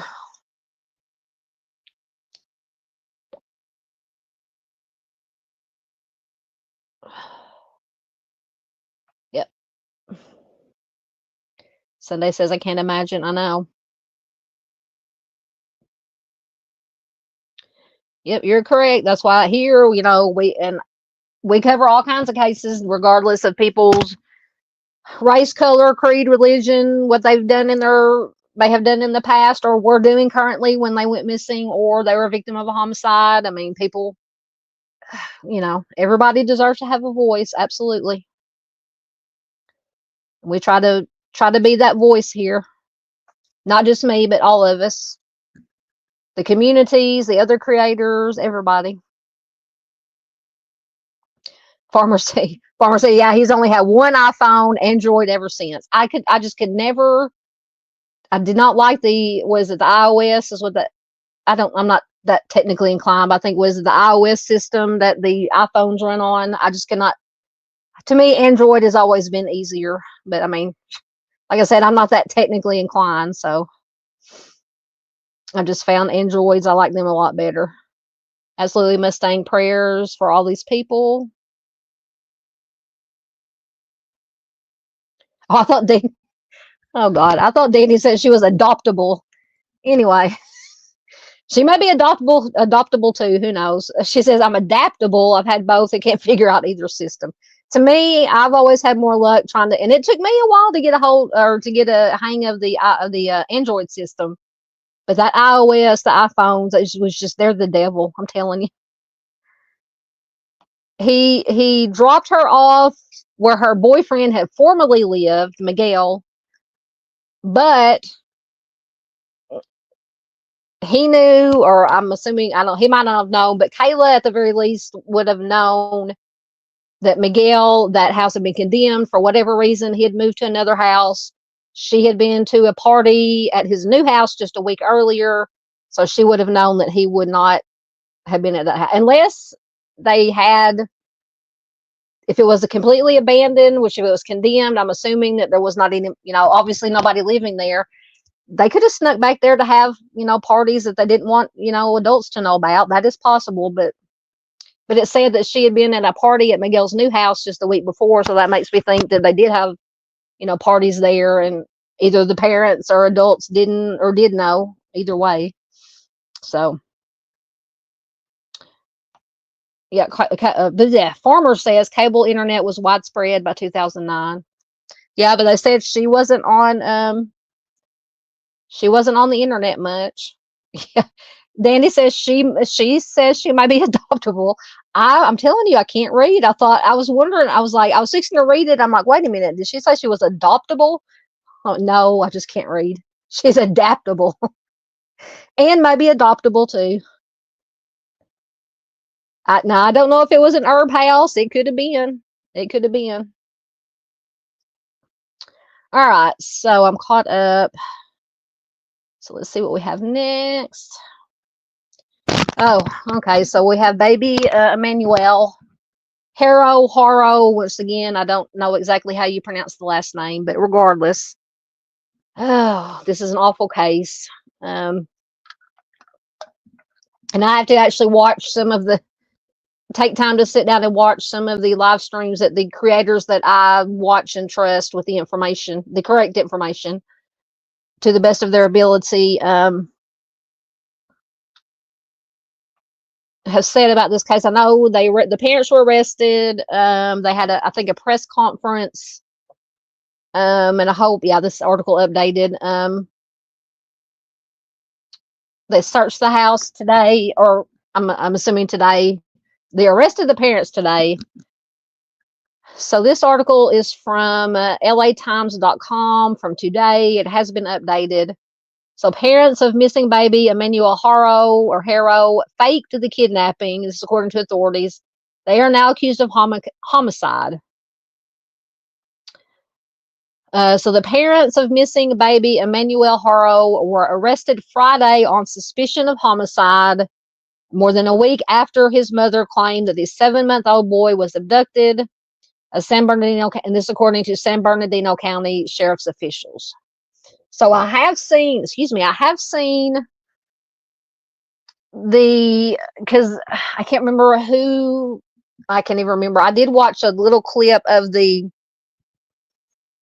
can't remember who was showing somebody was showing a clip. They did have some footage of where supposedly, but it was just out of frame. They didn't actually catch what the mother allegedly happened.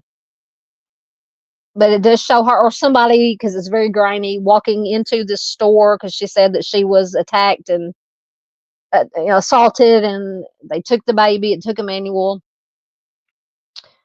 So they were arrested at once again, I don't know if I'm pronouncing this right, Cabazon, Cabazon home, and officials said they were still searching for the baby, who is unfortunately presumed deceased. So, according to officials, the couple faked the story about their son being kidnapped. The sheriff's department said in a news release, Rebecca Haro, 41, and Jake Haro, or Haro, 32, were arrested at their home after armored vehicles rammed down the front gate. So the sheriff's department said in a statement, quote, "It is believed that Emmanuel is deceased and the search to recover his remains is ongoing. While these arrests mark a significant development, our focus remains on finding Emmanuel." So by 10 a.m., a crowd was gathering near the family's home on Ramona Street, where the Haro parents were arrested hours earlier. A small memorial set up for Emmanuel near the home had drawn about 50 people, some of whom came from out of state, out of fascination with the case. And I hate the way they put that, fascination with the case. I mean, it's good to be interested in cases like this and to share them and to, figure out how, once again, it's alleged. They've been charged, but they haven't gone to trial or court or whatever. But when they use the word fascinated, it just I hope this case doesn't, what am I trying to say? You guys know what I'm trying to say. I hope it doesn't become a spectacle and just gets out of control. You guys know what I'm trying to say. Like with some other cases that we all know about. So among these people was someone named Jimmy Williams. Apparently he's a YouTube videographer from Chesapeake, Virginia, who arrived in the county 3 days ago to follow the case. He said, quote, "It's not just the community that wants answers, it's the whole country that wants answers for this beautiful little baby." Absolutely, we want answers. So another person outside the home named Kimberly was wearing a black t-shirt that said, quote, "Where is the baby?" So she attended a vigil Thursday evening outside of the home. She said, "This is our passion to help people find lost kids, put pressures on the family to give up where the baby's at." See, this is what I'm saying. This is, and as far as this case goes, in my opinion, I don't believe the mom's story about, once again, just my opinion. I'm just from a little bit of information. I may change my mind, but I'm not really buying the mom's story because apparently it has changed. But you either have, we see in cases that become high profile a lot of times, that either they immediately go before anything is even released. They immediately, the parents did it, crucify the parents. They just badger them. Or it's the other way. If the parents are guilty, they didn't do it. There's no way they could have hurt their child. It just gets all, once again, you guys know what I'm saying. Just in some case, with some creators and some people, it just, not even creators, but people just go crazy. So San Bernardino County Sheriff Shannon Dykes thanked law enforcement and prosecutors from Riverside and San Bernardino counties for their role in the investigation and arrest. He also thanked the public and the media for their roles in assisting the investigation. Dykes said in a statement, quote, "The circumstances surrounding this investigation are tragic, and we will continue to search for Emmanuel. I trust our justice system. We will hold the parents accountable." So apparently they've got enough information, probable cause. Obviously, they would have had to have enough probable cause to get a search warrant to search the house to make the arrest. So Emmanuel was reported missing on August 14th under suspicious circumstances after his mother said she was attacked and knocked unconscious outside of a Big Five store. And I don't know if that was a department store, a convenience store. I couldn't tell from that little bit of video that I watched. So it was in, once again, I'm going to butcher this, Yucaipa, California. So at the home on Friday morning, San Bernardino County Sheriff's investigators in plain clothes, stupid ads popping up. Sorry. Investigators in plain clothes searched the property, passing by a colorful kid's bicycle leaning against a fence and a baby swing on the front porch. So investigators entered 3 detached buildings on the property, including a single-story home and a tin-roofed barn. Helicopters circled over the neighborhood and showed footage of investigators parsing through scattered items in the home's rear, while multiple people filmed the scene with their phones from the street. Well, of course they were. So by 1 p.m., detectives and forensic investigators had packed up their equipment and they left. So they got there. Did it say what time they got there? I've already forgotten. Anyway. So they, oh my God, the same ad. Apparently McDonald's is really wanting me to drink a McCafe special. Anyway, so they left behind some yellow police tape and a mangled wooden fence that a SWAT vehicle rammed through when the authorities made their arrest. So when Rebecca, the mom, initially reported her baby missing, she gave statements to investigators that she later contradicted, according to authorities. When she was confronted with those inconsistencies, sheriff's officials say that she stopped speaking to investigators. So over the weekend, investigators and police dogs searched the family home in Cabazon, or Cabazon, however you pronounce it, which is a community northwest of Palm Springs.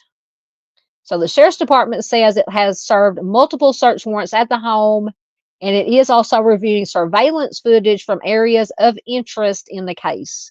So I'm wondering, aside from the out of frame video, the video that they have from it, what supposedly happened was out of frame, just out of the frame. I don't know what other footage they have. Oh my goodness, I do not want a McCafe. Stop it. So earlier this week, an attorney for the boy's father, Jake, insisted the family was still cooperating, and Rebecca had only refused to take a polygraph when it was requested by law enforcement. So authorities said that she gave contradictory statements, but Vincent Hughes, who is representing Jake, the father, in a separate criminal case, said that she was overcome with emotion because of her missing son. So the couple did surrender their phones to investigators and allowed detectives to search their home. According to Hughes, investigators also took 2 iPads, including one that had not been taken out of the box. They also took 3 Xbox video game consoles, 3 of them. Lord have mercy. Their vehicle was also taken by investigators as part of the search for Emmanuel.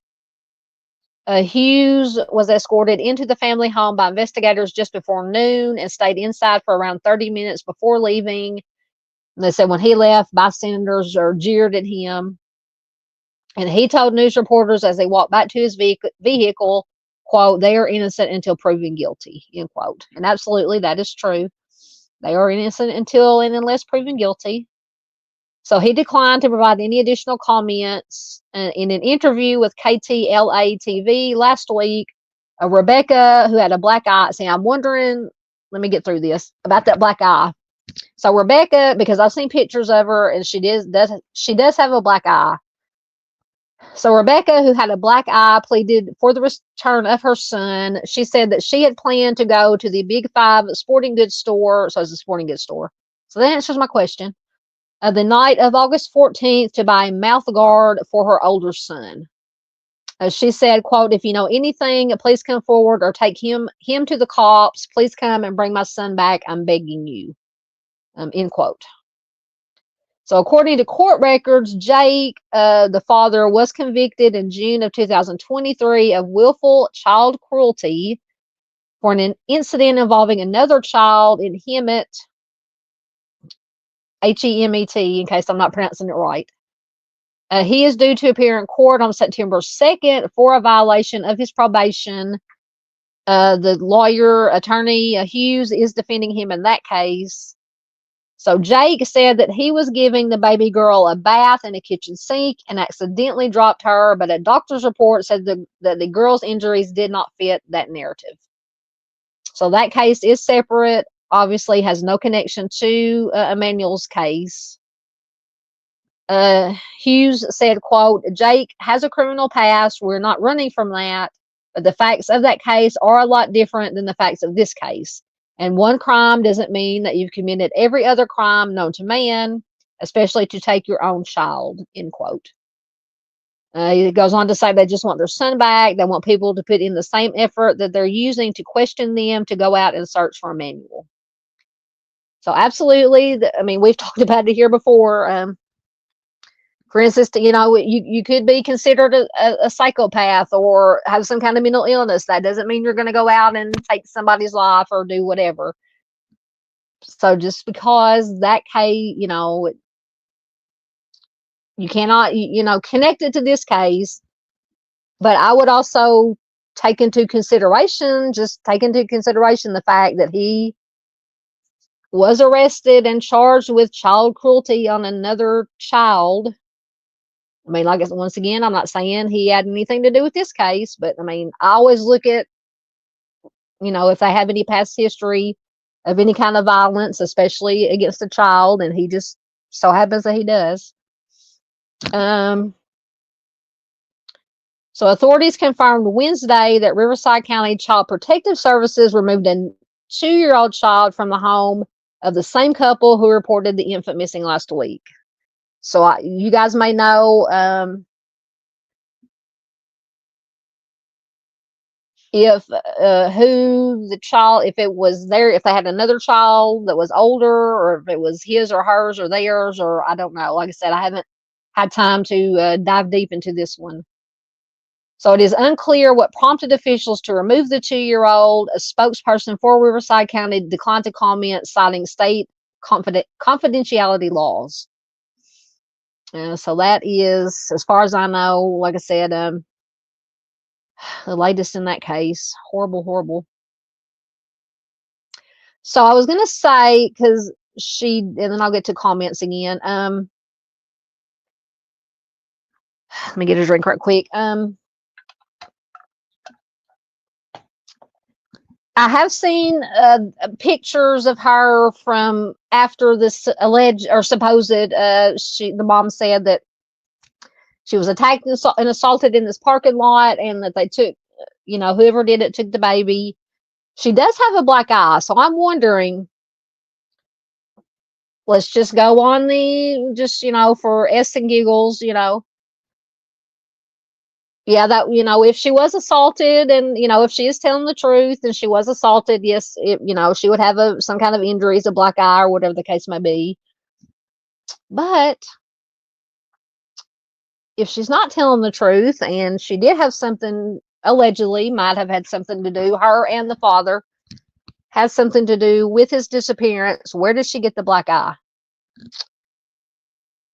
Was the father abusive to her, and maybe something happened, a fight ensued, he was, DV incident, and then somehow the baby became involved, or something happened to the baby, and to make it look like the story that she was going to tell, he gave her a black eye just to try to confirm this, make the story seem believable. I mean, I don't know. That's just something that I was thinking about that popped into my head earlier.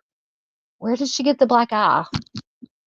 Just something to think about. You guys can let me know in chat or in comments if you're here live with us tonight. Or, sorry, in chat if you're live here with us tonight. Comments if you're a replay crew. Yes, definitely very sad. I know, just look at that little face. Dandy says, obviously, she is furious over a baby Emmanuel, the things that she wants to say. Yep. Well, they're cooperating in the jail cell apparently now. So the mom, I guess, was the first one to stop cooperating. I think she was, at some point, she stopped cooperating. Let me go back to the article. I can't remember exactly. I think, what was it exactly that made her quit cooperating? But yeah, at some point she quit cooperating. I don't know if a polygraph was mentioned or if it was something else. Or maybe when they questioned her about her inconsistencies in her story. Because it says when Rebecca initially reported her missing, she gave statements to investigators that she later contradicted. And when she was confronted with those inconsistencies, that is when she stopped speaking to the investigators. So when they questioned her on her changing story, she's like, nope, I'm not going to talk to you anymore. Yes, absolutely. Ms. Farr says this is so infuriating and tragic. I agree. So it's 2. So Dandy says the dad has permanently injured 2 children and now accused of this. He's done one. Yeah, he's done 1 day in jail, she says. I didn't know about that.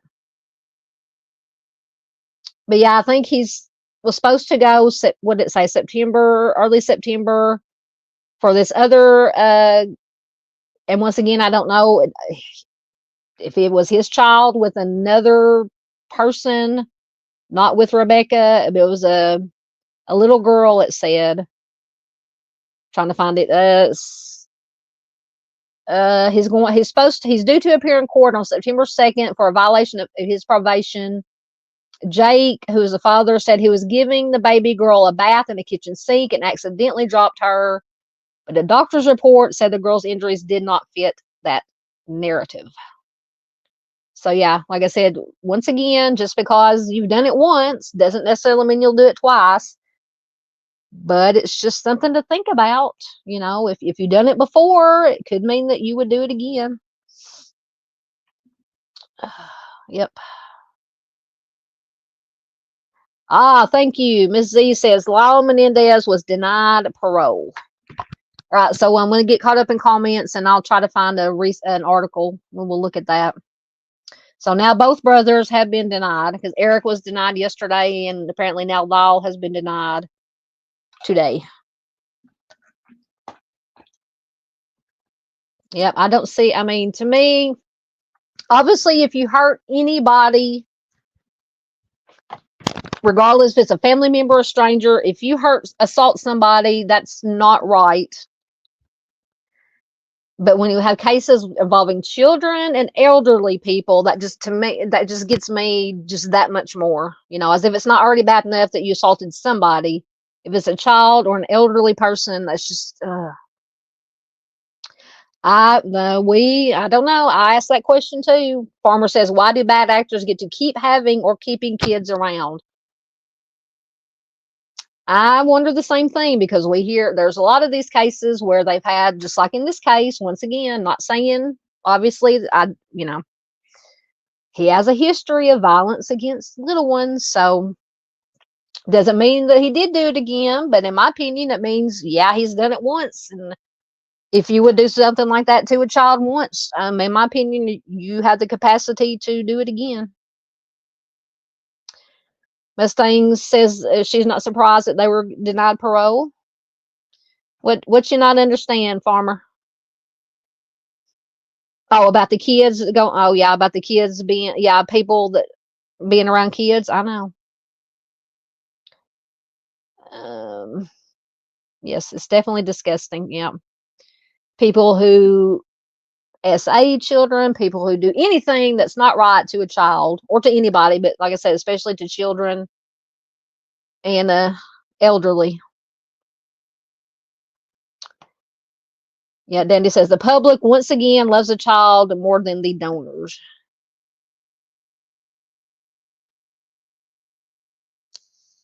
So in this case, so Sunday says they were fighting with the neighbors while living there too.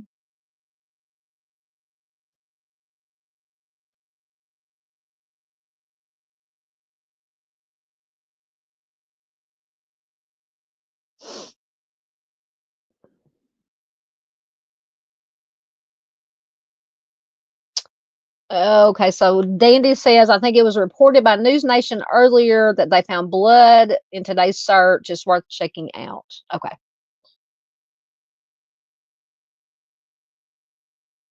So Dandy says law enforcement prompted Child Protective Services to remove the 2-year-old.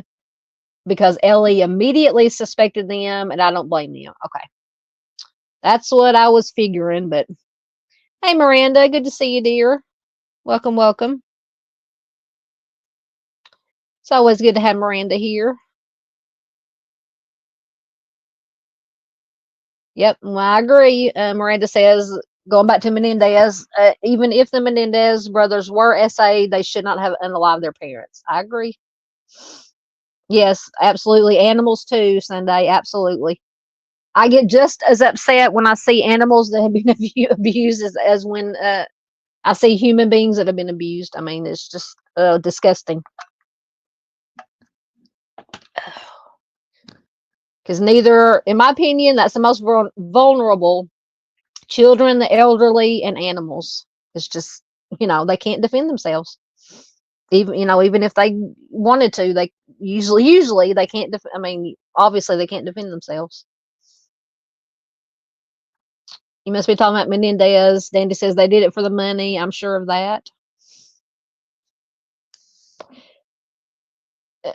He was denied. I'm fixing to, when I get caught up in comments, I'm fixing to find hopefully there's something new out. Apparently, Eric was denied yesterday. Apparently, Law has been denied today.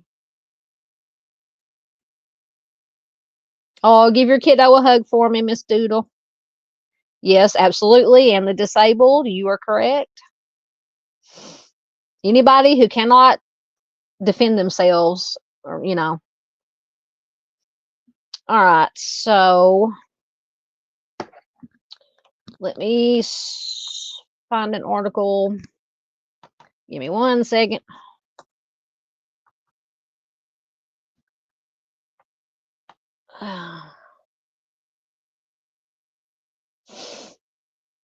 All right, here's one from Los Angeles Times. Let me see if it'll let me screen share without screwing everything up again. So I'll take that down. Give me 1 second.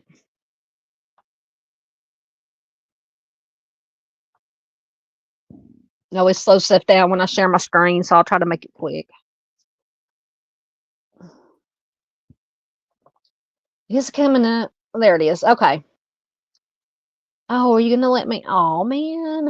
Hold on. I had to find another one. LA Times put me behind the paywall. Here's one from ABC Los Angeles. Maybe it won't throw me behind the paywall. Of course, it's taking its sweet time.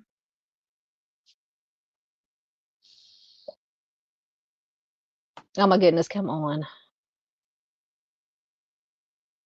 There it is. Okay, so this is from ABC7.com. Lyle Menendez denied parole, will have to remain in prison for parents' homicides. So it says a California parole board decided to deny Lyle Menendez parole after he spent nearly 30 years in prison for the 1989 homicides of his parents when he was 21 years old. Lyle and his brother Eric were convicted of first-degree homicide in 1996 during a retrial and sentenced to life in prison without parole. Oh, stupid ads popping up. The parole board said he will be. Oh, wait a minute. Hold on. Hold on. It jumped on me. Let me get all these ads and crap out of the way. So after a years-long battle, the brothers were sentenced to 50 years to life with the possibility of parole. Due to that resentencing, they are now eligible for parole hearings under youth offender parole laws. Eric's parole hearing was Thursday. He was denied. The parole board said he will be re-eligible for parole again in 3 years or can petition to advance, meaning he could face a parole board sooner. So Lyle's parole hearing was virtual. He participated from a computer at the Richard J. Donovan Correctional Facility in San Diego. During the hearing, parole commissioner, so it was a different one because this other one had a different last name. Parole Commissioner Julie Garland said they will go over the nature of the crimes, Lyle's growth while in prison, and will give weight to his age at the time of the crime and his age now. She says it's also important that we will not be retrying the case. We will not be determining the validity of the defense that was offered in court. So the hearing started off with a discussion with Lyle and the board, followed by questions from the DA and the defense, then closing statements, and ended with statements from the victim's family who all supported Lyle's release. So during closing statements, Lyle's parole attorney, Heidi Rummel, accused the DA of clinging, quote, to their 1990s theory of the case, end quote, and ignores the role that SA or abuse played in the shootings. She says, I hope that we're in a place today that we have a deeper understanding of child SA. So Rummel noted the only acts of violence Lyle had ever committed were the homicides themselves. She says, this board is going to say you're dangerous because you use cell phones, but there is zero evidence that he used it for anything criminal, that he used it for violence. He did not even lie about it. So for his part, Lyle said the decision to use violence the day of the homicides was solely his and not his baby brother's responsibility. He also referenced August 20th as the anniversary of his crime. He said, quote, it's the anniversary of a crushing day for so many in my family. I think about all the phone calls on that day with the shattering news and the loss and the grief. I will never be able to make up for the harm and grief I caused everyone in my family. I'm so sorry to everyone, and I will be forever sorry, end quote. So LA County Deputy District Attorney Ethan Milius questioned if Lyle has, quote, genuinely taken accountability for his conduct and cited Lyle's inability to follow basic rules while in a highly structured setting, referencing Lyle's use of cell phone violations. So Milius said the recency of the cell phone violations is concerning and indicative of a broader pattern of conduct that culminated in 2024. Milius says, when you look at him, Lyle has a long documented history of lies made to avoid the consequences of his own actions. So that's what I was saying earlier about, if you're convicted of a crime, in this case, the homicides of their parents, and you get to prison and you don't at least maintain or try to better yourself or behave yourself and, not do anything wrong in prison, that tells me a lot, just in my opinion. If you can't follow basic rules. But I mean, once again, that doesn't mean that they would go out and necessarily, if they were released, if they would go out and harm, somebody else. But it doesn't mean, once again, like that they wouldn't. So, and they, were convicted of 2 homicides. So they got,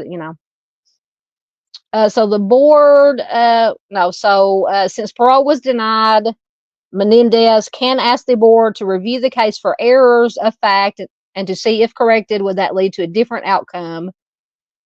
The board said with this denial that Menendez can be up for parole again in 3 years. Another avenue for Menendez is Governor Gavin Newsom. The DA's office said Newsom can also exercise his clemency power to pardon or release the Menendez brothers at any time. So during the hearing, Lyle was asked about the abuse that he suffered at his parents' home. Menendez said he was SA'd by his father, Jose, from ages 6 to 8. He believes it stopped when he told his cousin about it, and she told her mother. So he said around the age of 7 or 8, there was, quote, a lot of waiting and not knowing when something would happen that night or in the bathroom or in the car when it came to his father. So Menendez explained he felt, quote, a total disconnection from everybody in my life growing up, somewhat born from a fear that people would see the SA in him. He said his father never spoke with him about the abuse after it stopped. So he said, I worried a little bit that I was going to be less loved. He grew emotional, even saying that he was unsure if he wanted it to stop. He says he was never harsh with me. I never got beaten for doing something wrong. So it was a devastating part of it in terms of just fear. I felt contaminated, but I felt love. So I was worried a little bit about that, but I feel like my father loved me throughout my life. So Menendez said he got, quote, more attention, more focus, and more emphasis on performance. He said, I was the special son in my family. My brother was the castaway. Lyle said that taking care of his brother Eric gave him purpose, helped protect Lyle from drowning in the spiral of my own life, end quote. So Lyle said that Eric was, quote, openly punished, spanked viciously, thrown against things. My mother would drag him down the hall. I think I realized it was the two of us, end quote. So Lyle said that he did not feel competitive toward Eric in sports, but felt like they were competing for their parents' affections. Lyle said that Jose started abusing Eric when Lyle was 13. Garland asked Lyle about when he abused Eric. Lyle said, quote, I don't know why I did it. I think I was just trying to release it from me, end quote. So during the hearing, Lyle said he was also essayed by his mother, Kitty. Garland asked Lyle why that was not included in the risk assessment. And Lyle said, after letting out a long sigh, quote, I didn't see it as abuse, really. I just saw it as something special between my mother and I, so I don't like to talk about it that way, end quote. So he continued today, he says he does see it as SA. He says, when I was 13, I felt like I was consenting and my mother was dealing with a lot. And I just felt like maybe it's abusive, but I never saw it that way in the same way. So Lyle said that he left details about his mother's SA out of interviews with doctors, saying, quote, they didn't ask, I didn't volunteer, end quote. So Garland asked Lyle if the homicides of his parents were planned because he and his brother bought the firearms before the homicides. Lyle says, quote, there was zero planning. There was no way to know it was going to happen Sunday. End quote. He added that buying the firearms was, quote, the biggest mistake. It's finding he and his brother bought the guns strictly for protection, what he calls emotional protection. So Lyle called the decision to buy the firearms somewhat impulsive, but you went out and bought them before the homicides. So that still doesn't, to me, that doesn't say self-defense. Just my opinion. So on the day of the homicides, Menendez said that he felt fear. He says, quote, really, the only thought in my head was it was happening now. I needed to get to the door first. Fear overwhelmed reason. I don't have a great explanation for why I felt such terror in those moments, end quote. So after the homicides, Menendez said he dropped the gun and walked out. He said he had feelings of regret and shock afterwards. He says, I think I felt shock, numb at that point, still panicked for a while. At some point, I realized I should be expecting the police, kind of just collapsing into this feeling of the same emotion that put me in this room I was still in, end quote. So Garland asked Menendez if he felt relief or happiness. He said no. He said, quote, I feel this shameful period of those 6 months of having to lie to relatives who were grieving just very much affected me. I felt the need to suffer, that it was no relief. I sort of started to feel like I had not rescued my brother. I destroyed his life. I had rescued nobody, end quote. And he didn't help the situation. Once again, they were 18 and 21. They were old enough to leave of their own free will, go to the police, report it, and they never did. But once again, that's could be common in some SA cases. So Garland asked Menendez if one of the deaths caused him more sorrow than the other. He said, quote, my mother, because I loved her and could not imagine harming her in any way. And I think also I learned a lot about her life, her childhood, reflecting on how much fear that maybe she felt. I learned from her psychology, her therapist, that she felt shame. So Menendez says he struggles to talk about the abuse from his mother because there was a lot of love in the relationship. He says, quote, I get that it's abuse, but there was a lot of love in it. I know when I talk about it, someone else is going to use it as an abusive event, and I don't like it, end quote. So Menendez continued to say that he had a deep connection with his father. He says, quote, he was the one who sort of guided my life. He had his plan. I was in his plan. I just felt lost without him. I had the opposite of relief. I had zero relief. So Garland questioned the spending spree that Menendez and his brother went on after the homicides, saying those actions seemed inconsistent with his feeling of regret. Menendez said it helped him feel good in the moment, and it lifted him out of, quote, this anguish. My life had just collapsed without my parents, end quote. So what was Law's behavior in prison? So Deputy Parole Commissioner Patrick Reardon questioned Menendez's record in prison, saying it felt like he was reading about, quote, two different incarcerated people. Reardon said, quote, you seem to be different things at different times. I don't think what I see is that you used a cell phone from time to time. There seems to be a mechanism in place that you always had a cell phone, end quote. So Reardon said that Menendez had a cell phone nearly all the time from 2018 to 2024. Menendez said he used the cell phone to stay in touch with his family and community, adding he did not think he was harming anyone by having a cell phone. He says, quote, I had convinced myself that this wasn't a means that was harming anyone but myself in a rule violation. I didn't think it really disrupted prison management very much, end quote. So Garland said that Law lost family visitation rights for 3 years for phone violations in March of 2024. Menendez was on the Men's Advisory Council, which allowed him access to wall phones. Garland said that position gave Law the opportunity to manipulate people on the inside.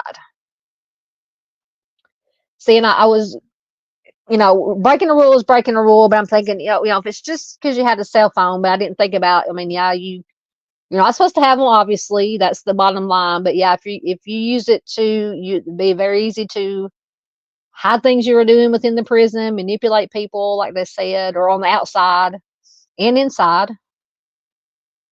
So Menendez said the position allowed him some control over the phone list as to who would get to make calls and how long. So he was letting other people use it too. Interesting.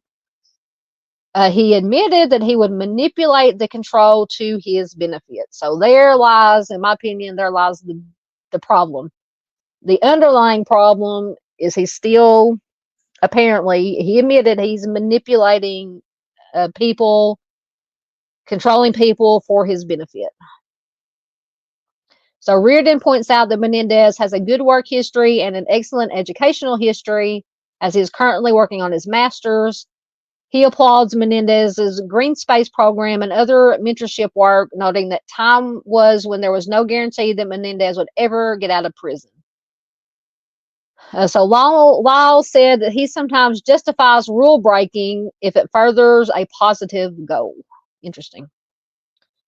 He says, quote, I would never call myself a model incarcerated person. I would say that I'm a good person, that I spent my life helping people, that I'm very open and accepting, end quote. So Menendez says he does a lot of work with the vulnerable and picked on population. Hold on. He says he does a lot of work with the vulnerable and picked on population. I thought he said he picked on the population. Sorry. Vulnerable and picked on population in prison. He said, quote, I'm the guy that officers will come to resolve conflicts. He calls himself a peacekeeper. So Menendez said he made a promise to his grandmother about being nonviolent, and that has played a big part in his behavior in prison. He said, quote, my life has been defined by extreme violence. I wanted to be defined by something else, end quote. And he said this through tears. So that is the latest. So both of them were denied. Now, it did not mention, unless it's just, I'm going to read up some more on this later, tomorrow, maybe tonight. But I believe in Eric's, it said that he was also, he had broken the rules regarding the cell phones, but that he had other infractions such as violence, and I can't remember what else was mentioned. Now, the only thing it mentioned regarding law was just the cell phone violations, but still, it tells, just in my opinion, it tells me a lot that he admitted to using the phone to manipulate and control people. So in other words, if you do what I say or what I want or whatever, I will let you use my cell phone to call whoever. So it tells me a lot that even if it was just letting people borrow a cell phone, but he was doing it to control and manipulate people. So anyway, let me get back down in you guys' comments.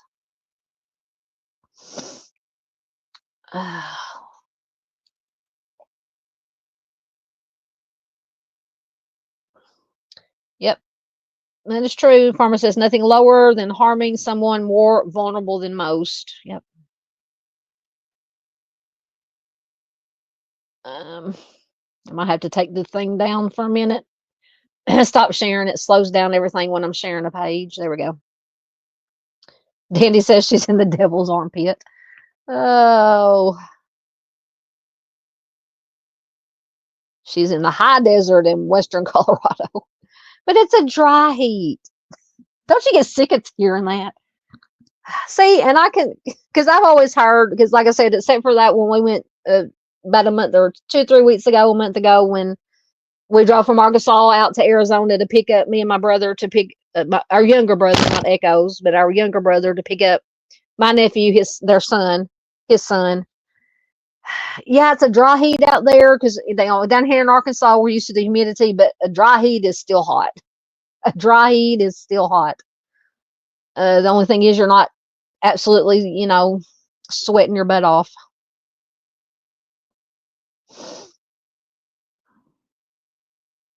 Blue honey, what? Okay, Dandy says something about blue honey and Google that. I'm gonna have to look.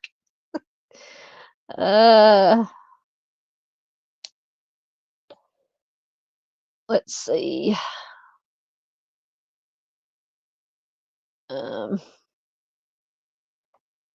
Paula says she agrees. Oh Lord, now farmers chasing dragons. Oh goodness. Ms. Z says they would also have to leave the money behind. Yep.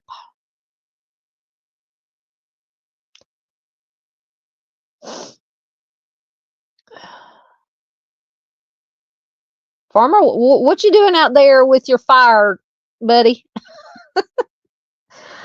Oh goodness.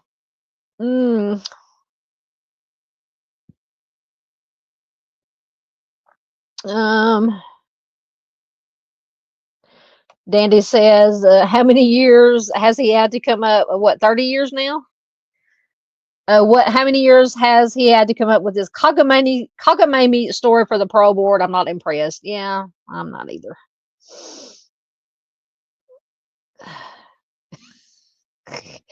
Yep, Danny says it is a dry heat. I'm not living a sauna as long as you're in the shade. It's cool.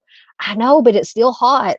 I mean, yes, I would rather have, heat, and instead of the heat and humidity like we have down here, but it's still hot. It's still hot, regardless. Oh. All right. So that was, let me get my slideshow back up here. See, I think we got a couple more stories to go over. Oh, we've been here almost 3 hours. Anyway, it's Friday night. It's fine. So next, now this case, I've had it in my browser for a while and just kept missing it or excluding it, in my, when I did a live stream or to do a video about. So it's not that I'm necessarily in this case, and I do have an article to read. Once again, it's from May of 2021, but it just randomly popped up in my Google feed one day. Not that I necessarily think that this was a homicide, but then again, it could be, but not that I necessarily think it's foul play.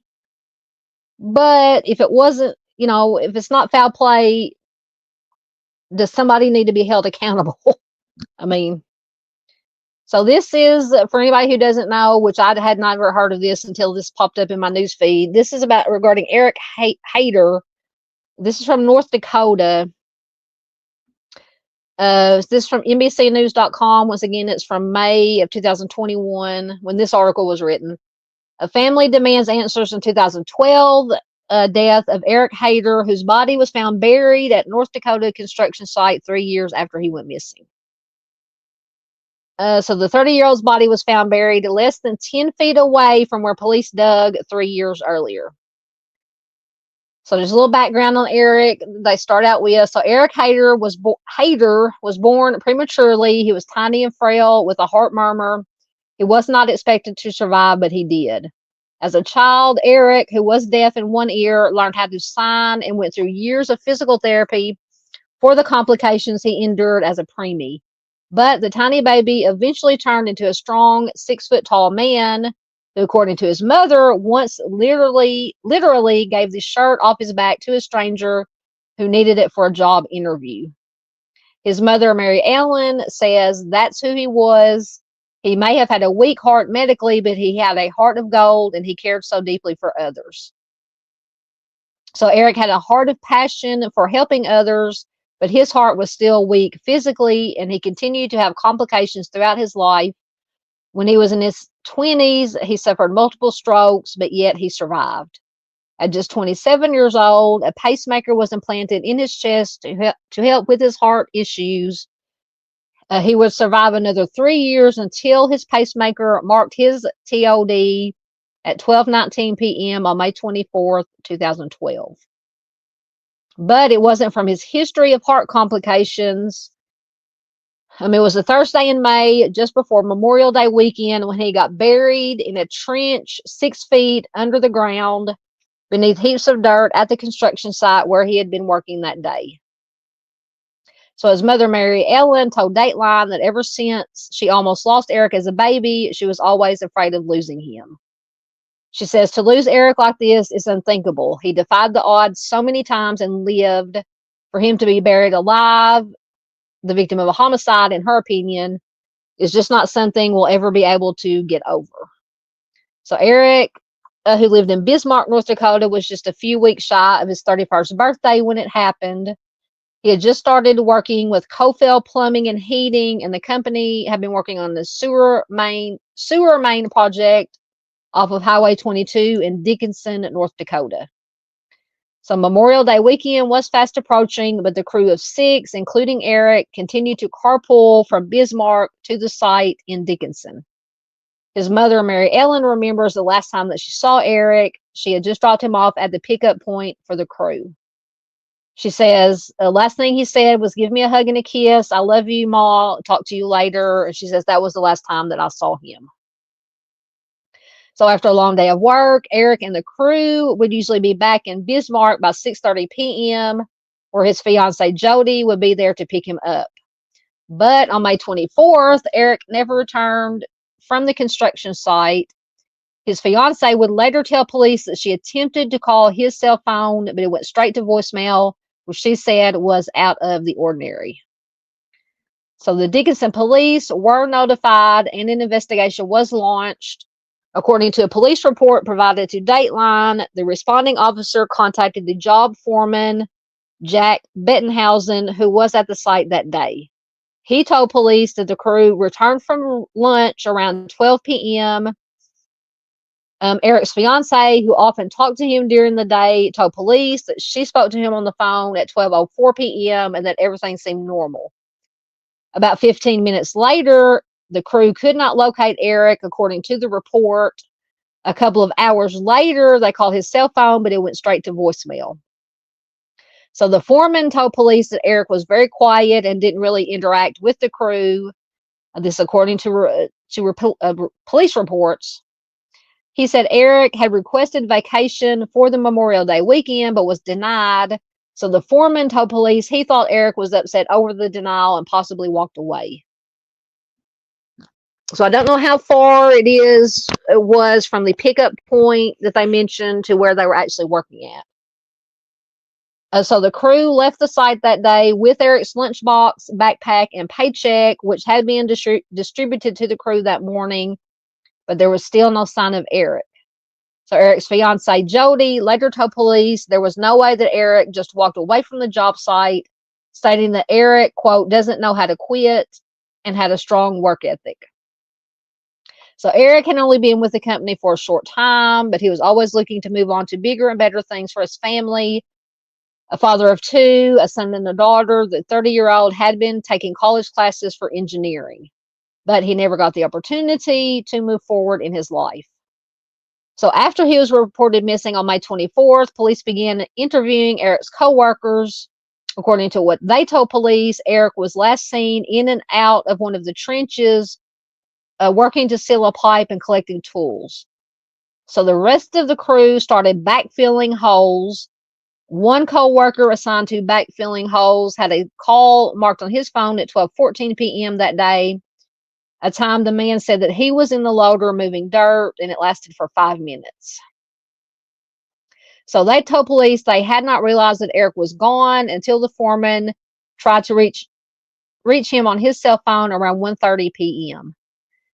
So during an initial search for Eric by the police, his phone was pinged in the area, which led to an exhaustive ground and air search that lasted for weeks. So Mary Ellen, his mom, told Dateline that she knew from the beginning that her son had not walked off of the job site. She says he never left. He was there, buried in that ground. I remember waking up at night for years wanting to cover him with a blanket, especially in the winter. I knew he was cold out there on the ground. So 5 days after Eric's disappearance, the police began excavating the construction site based on directions that the crew gave them. Detective Sergeant Kylan Clauser told an NBC affiliate, "We have been told and led to believe that that portion of the ditch had been backfilled prior to Eric's disappearance. We had already went further than the information we did have at hand. But they were digging in the wrong direction." So on May 21st of 2015, 3 years after Eric vanished from the construction site, his body was found buried 6.5 feet underground, less than 10 feet away from where police originally dug. This was according to a statement released by Discovery Investigations, Inc., which is a private investigations firm that was hired by the family. So according to the police report, the private investigator, Ron Switzer, and his partner discovered there was going to be additional excavation in the area of Eric's disappearance to add drainage functions. So they contacted a cadaver canine handler to come to the site. They convinced them to dig where the canine made an unofficial indication. So during the dig, they discovered a red glove that contained human remains. Further excavation revealed the rest of Eric's remains, and they called the Dickinson Police Department. Ron said in the statement that was released following the discovery, quote, "We just happened to be fortunate enough to try to bring some closure to the family. They need some time to rest. It's been a tough go for them for 3 years."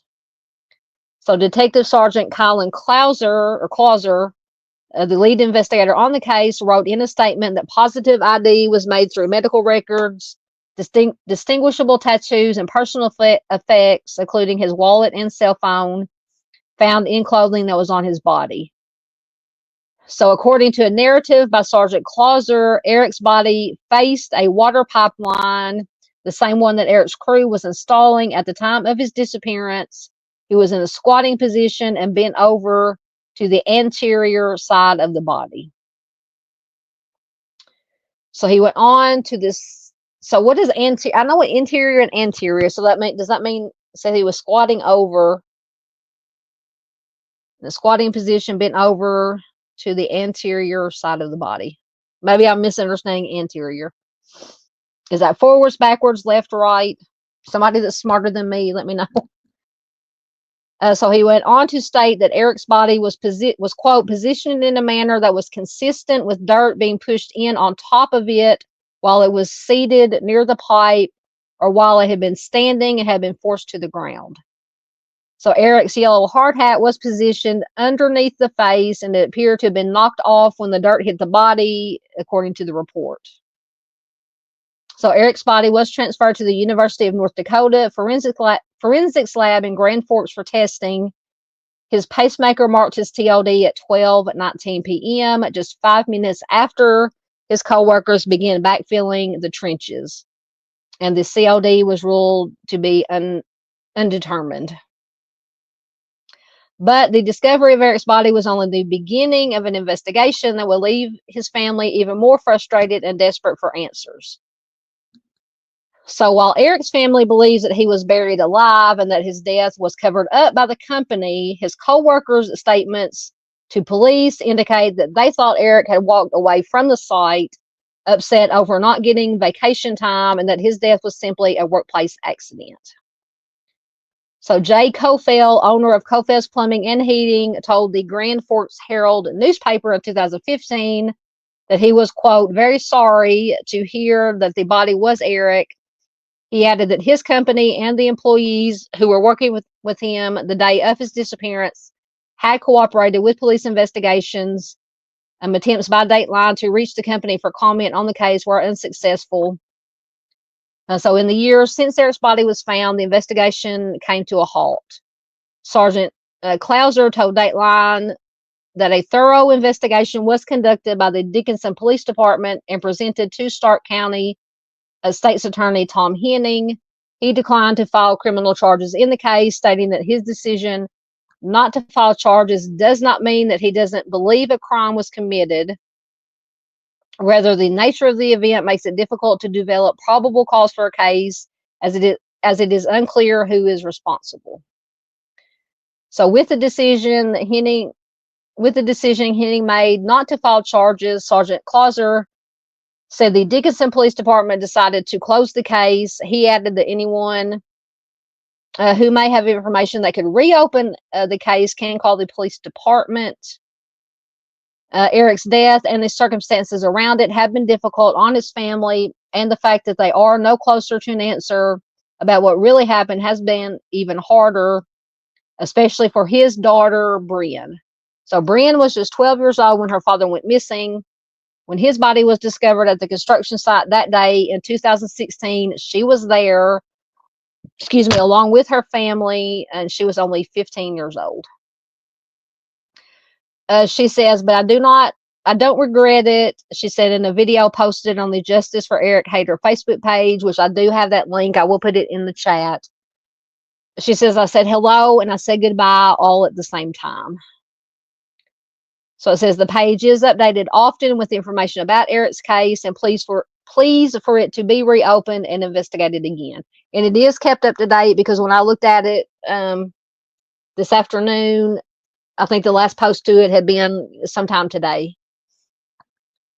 So Mary Allen, his mom, hoping for answers about her son's death for her own peace of mind and for her family's as well. Her mother, Eric's grandmother, with whom he was very close, never got closure before she passed away last summer. Mary Allen says she had heart complications like so many did in our family, but her heart is broken even more when Eric died. The only comfort I have now is that they are together. So today, Mary Ellen keeps her son's ashes in an urn at her home, where they are safe and warm above ground and surrounded by love. She says, I could not put him back in the ground after we found him. Never again. Oh, it breaks my heart. So when this article was written, it says this week marked 9 years since Eric's death. And while his family has spent the decade looking for him and then mourning him, they're not even close to giving up their fight for the ones involved in his death to be held responsible. She says, I'm not done fighting. As long as I'm alive, I will keep fighting.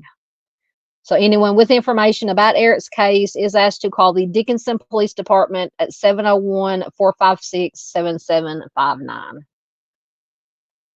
Let me get the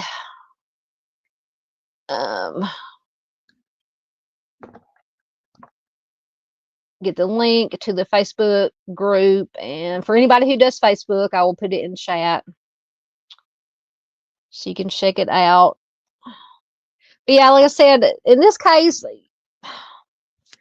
I don't know if it was necessarily any foul play, but at the very least, you would think that it would be some kind of liability. What am I looking for? Liability, something.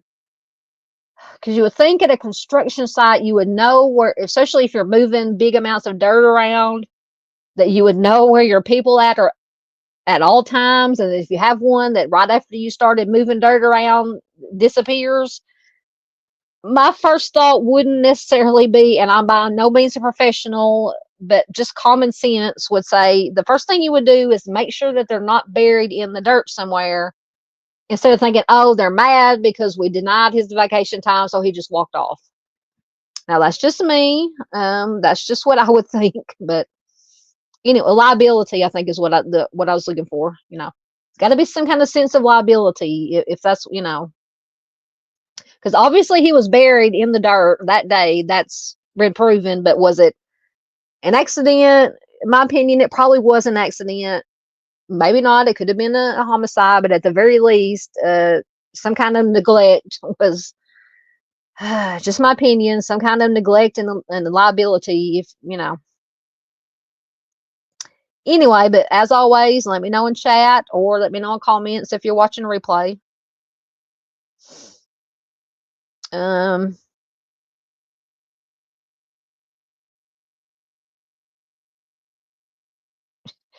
Yeah, cool. Danny says it is hot, but she's not sweating out of every gland. I know, down here in this humidity. Oh,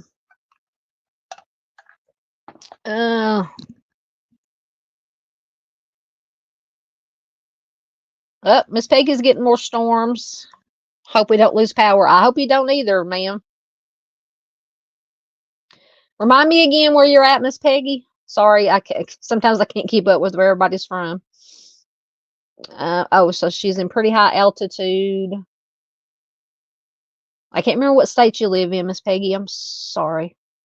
Thank you. So anterior is front, posterior the back. So it said his body was in the anterior position.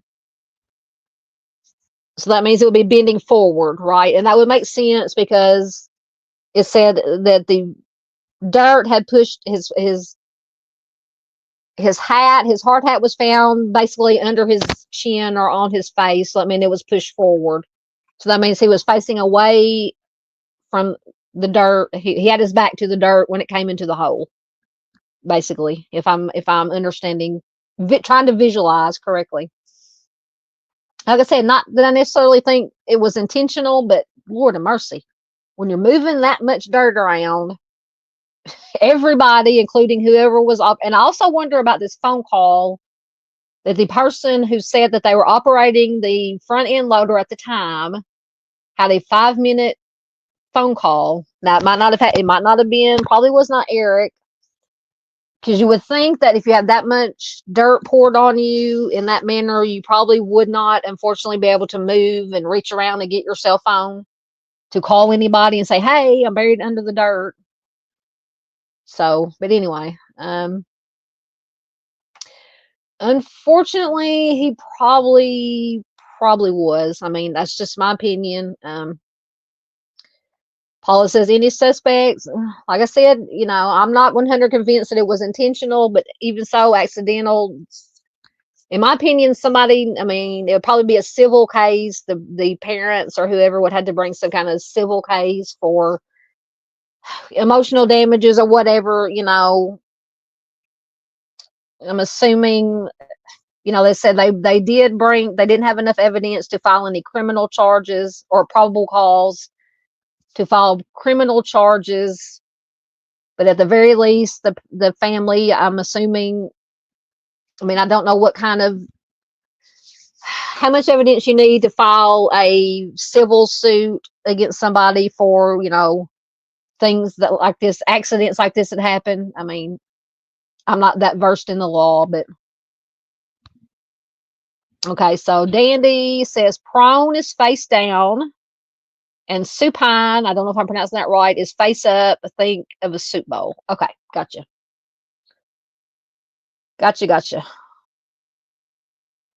All right, so there's a link to the I think it's called Justice for Eric Haider Facebook group.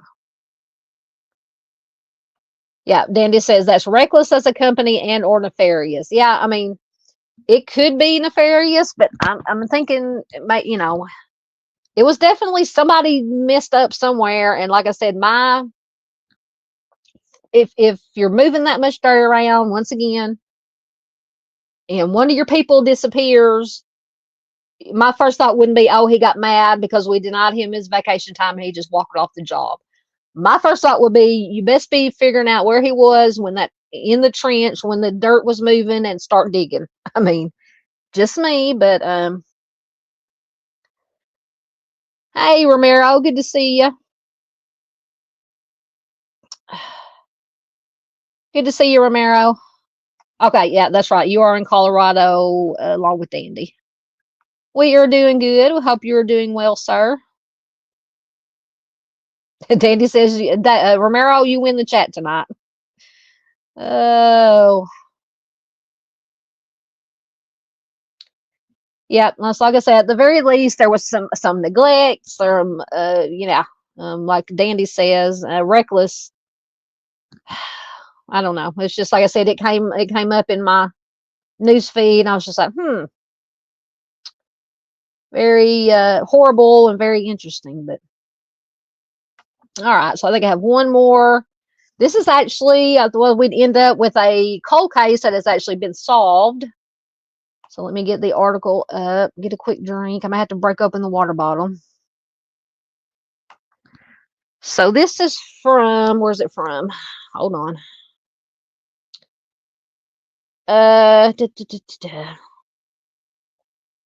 South Carolina is where this case is from. Dana Satterfield.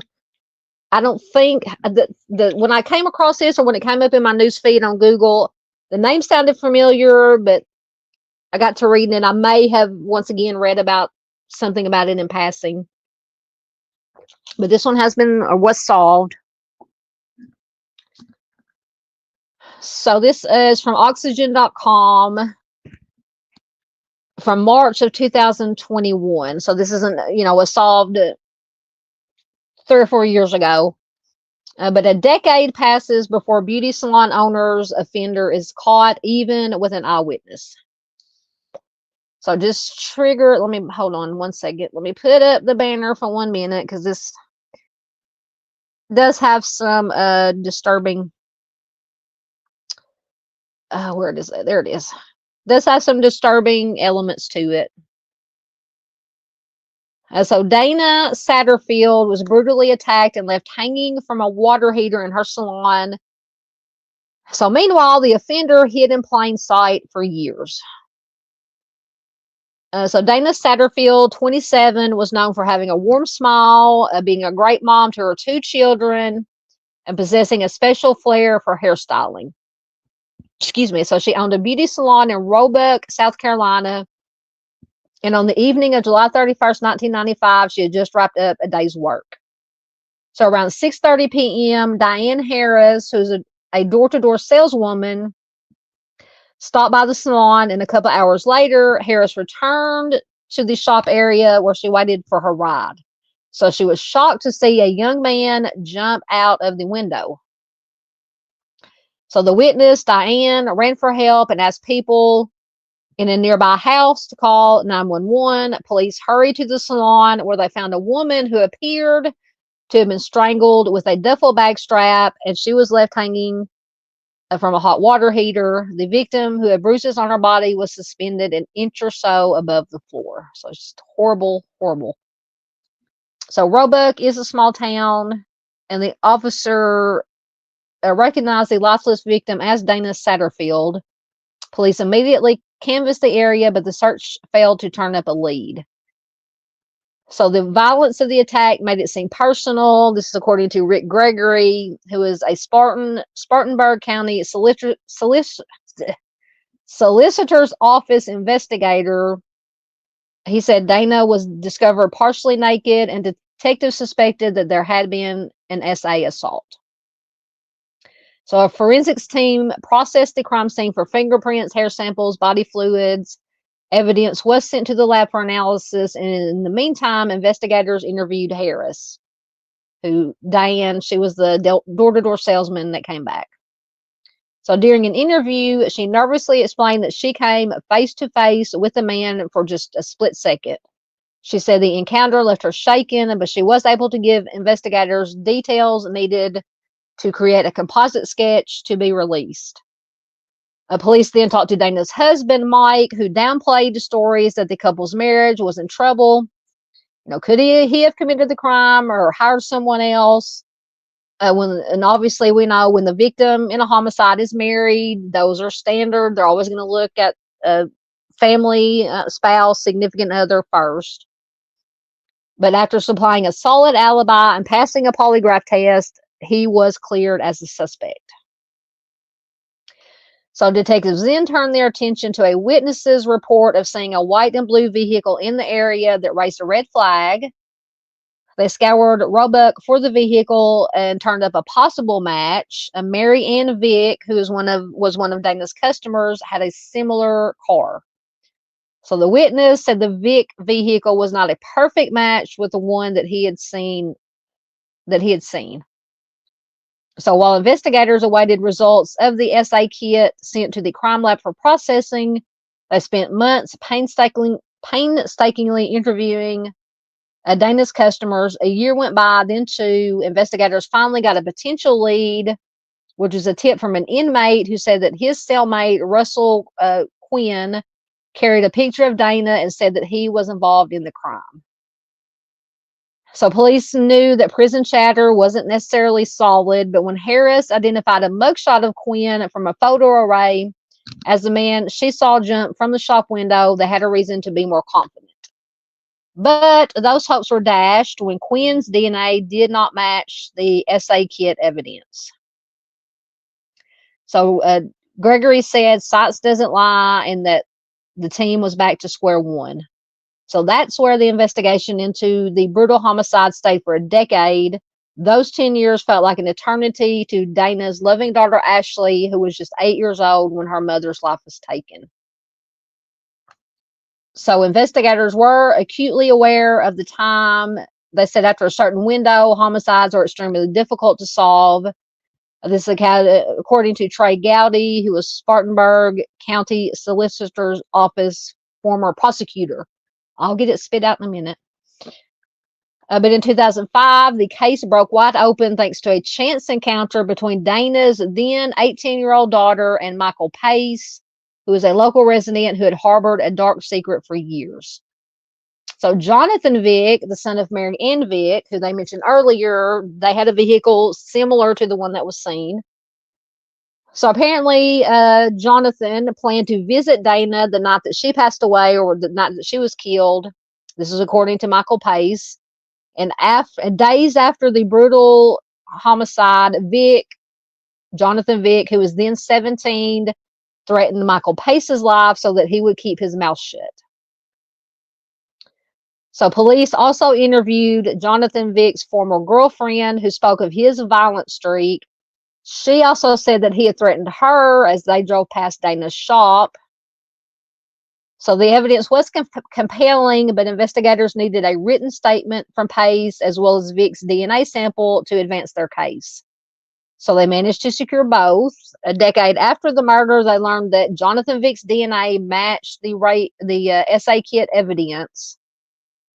So the 4-day trial began in November of 2006, and the jury deliberated for less than 20 minutes before returning with a guilty verdict of all counts: homicide, criminal SA, and kidnapping. So authorities said, and so they've done, Oxygen Network has a show called In Ice Cold Blood. So apparently they did an episode on Dana's case. So authorities said, quote, "That's the jury's way of sending a message. It's less than the time it takes to watch a sitcom. That's how reprehensible we think you are," end quote. So though the awful ache of losing her mother has never gone away, her daughter Ashley has helped herself heal by becoming a dedicated victims advocate. She told WSPA.com, quote, "You don't get over it. You just learn how to live with it. So this is kind of my way of living with it, end quote. So that, and I think I have a short article about her daughter, Dana's daughter, about her advocacy work that she does now. So this article is from December of 2016. A homicide victim's daughter heals through helping others. And this is in Colorado, by the way. No, South Carolina. Sorry, I saw the CO. Spartanburg County. Never mind, this is in South Carolina. Anyway, so a Spartanburg County woman whose mother was killed in a brutal crime 2 decades ago has dedicated her life to helping victims of crime. Dana Satterfield was a victim of a homicide in her Roebuck beauty salon in 1995. Ashley Arrowwood still remembers seeing her mother's body being carried out on a stretcher. She says it's a memory that she will never forget, as she was always left with many questions about what she endured, questions that caused many sleepless nights and often made her look over her shoulder. So Ashley decided to help others like her as she became a victim advocate for the Spartanburg County Detention Center. So she says the most important thing she can do is give people hope.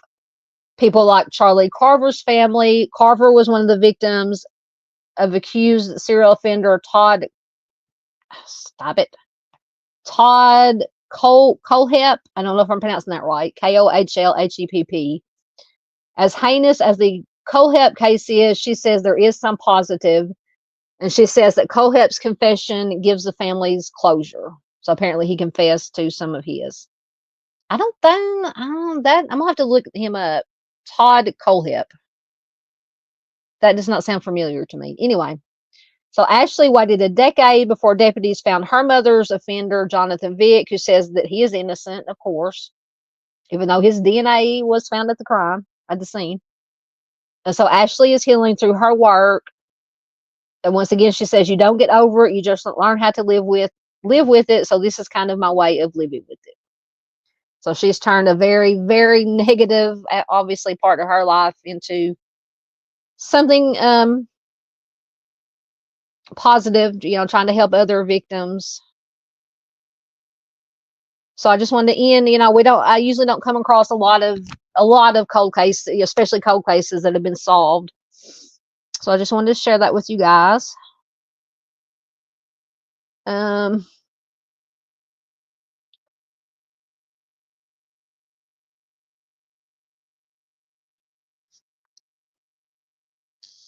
Yep, so that's what I was saying. Yeah, Romero says, going back to Eric's case, it says either way, the company is responsible. This man passed away on the job. No one took accountability. It's open and shut as far as financial responsibility. Just need to find who did it. So that's what I'm saying. I mean, at the very least, something, and I get, it was probably an accident, but did they genuinely not know that he was under there? Did they try to, because once again, I don't necessarily believe it. Some other art, I did look at a little bit at a little bit different stuff. Some people theorize that it was an accident. They knew he was under there, and they tried to cover it up. That's one of the theories or allegations, which it's possible. I said, at the very least, if once again, when you're around that much dirt, you got trenches, you got people in the trenches, one of them disappears, start digging, start looking. Just assume, even if they're not, assume that they are under the dirt somewhere. Hey, Fritzl, good to see you. Watching from Poland, as always, starting work and will listen. Good to see you. Yep. Fritzl, they usually leave comments on either Replay Crew or when I post a video, they watched and shared and liked and all the things. Fritzl's been around since basically the beginning. They were one of the first people that started commenting when I uploaded, even before my live streams, when I just uploaded my crappy little videos that I was doing when I first started out. They would always be kind and leave good, nice comments and like and all that. So Fritzl is a longtime supporter. Oh, I guess I could take down that banner now. But yeah, so anyway, I think that is all I had. So at least Dana's family, her daughter, her parents, got some closure. All right. Get caught up on comments and we will get out of here because we've been here. Oh, we're not too bad. 3 hours and 20 minutes. So Monday we will be back live with Missing Person Monday. And once again, I believe Washington State, not Washington, D.C. I think I found 5 cases. I tried to cut it down some because I was doing like 6 or 7 and we were on here for like 4 hours. And I wanted to kind of keep at least the Missing Person Monday live streams to at least, 2.5 hours. That way more people are likely to watch replay. That way, if it's a little bit shorter, hour and a half, 2 hours. And we, of course, we want as many people as possible, especially to see the Missing Person Monday that we feature. So anyway, I think I've got 5 cases from Washington State for Monday. So all I got to do tomorrow or whenever, which tomorrow's Saturday, right? Yeah, I'll probably do it tomorrow. Tomorrow and Sunday, I've got to get the slideshow put together and all the extra, go Google or diving into the Google machine to find some extra information. So anyway, we will be back Monday live. Thank you to everybody. Trying to get stuff multitask here. Thank you to everybody who was in chat. Thank you to the lurkers. We love our lurkers. If you're a replay crew, thank you to your replay crew. We absolutely love our replay crew. Thank you, chat members, subscribers, everybody. If you're new here, if this is your first time here and you think this is your cup of tea, please consider subscribing. Once again, if you are already subscribed or have been subscribed and you want to keep being subscribed, go make sure that you are still subscribed because, as Arctic would say, the crazy YouTube gods apparently unsubscribe you for whatever reason. So just make sure that you're still subscribed. Your notification bell is on, so you will get notifications when I go live or upload new videos. So until Monday, everybody have a wonderful rest of your weekend. Be safe. Be kind to one another. Take care of each other. We're all that we have in this crazy world. I love you guys, and as usual, we're going to leave you with the kitties. Even Mr. Biscuit, who decided to tear down my green screen earlier with the super zoomies. But everybody have a good rest of your night. Love you guys, and I will see you Monday.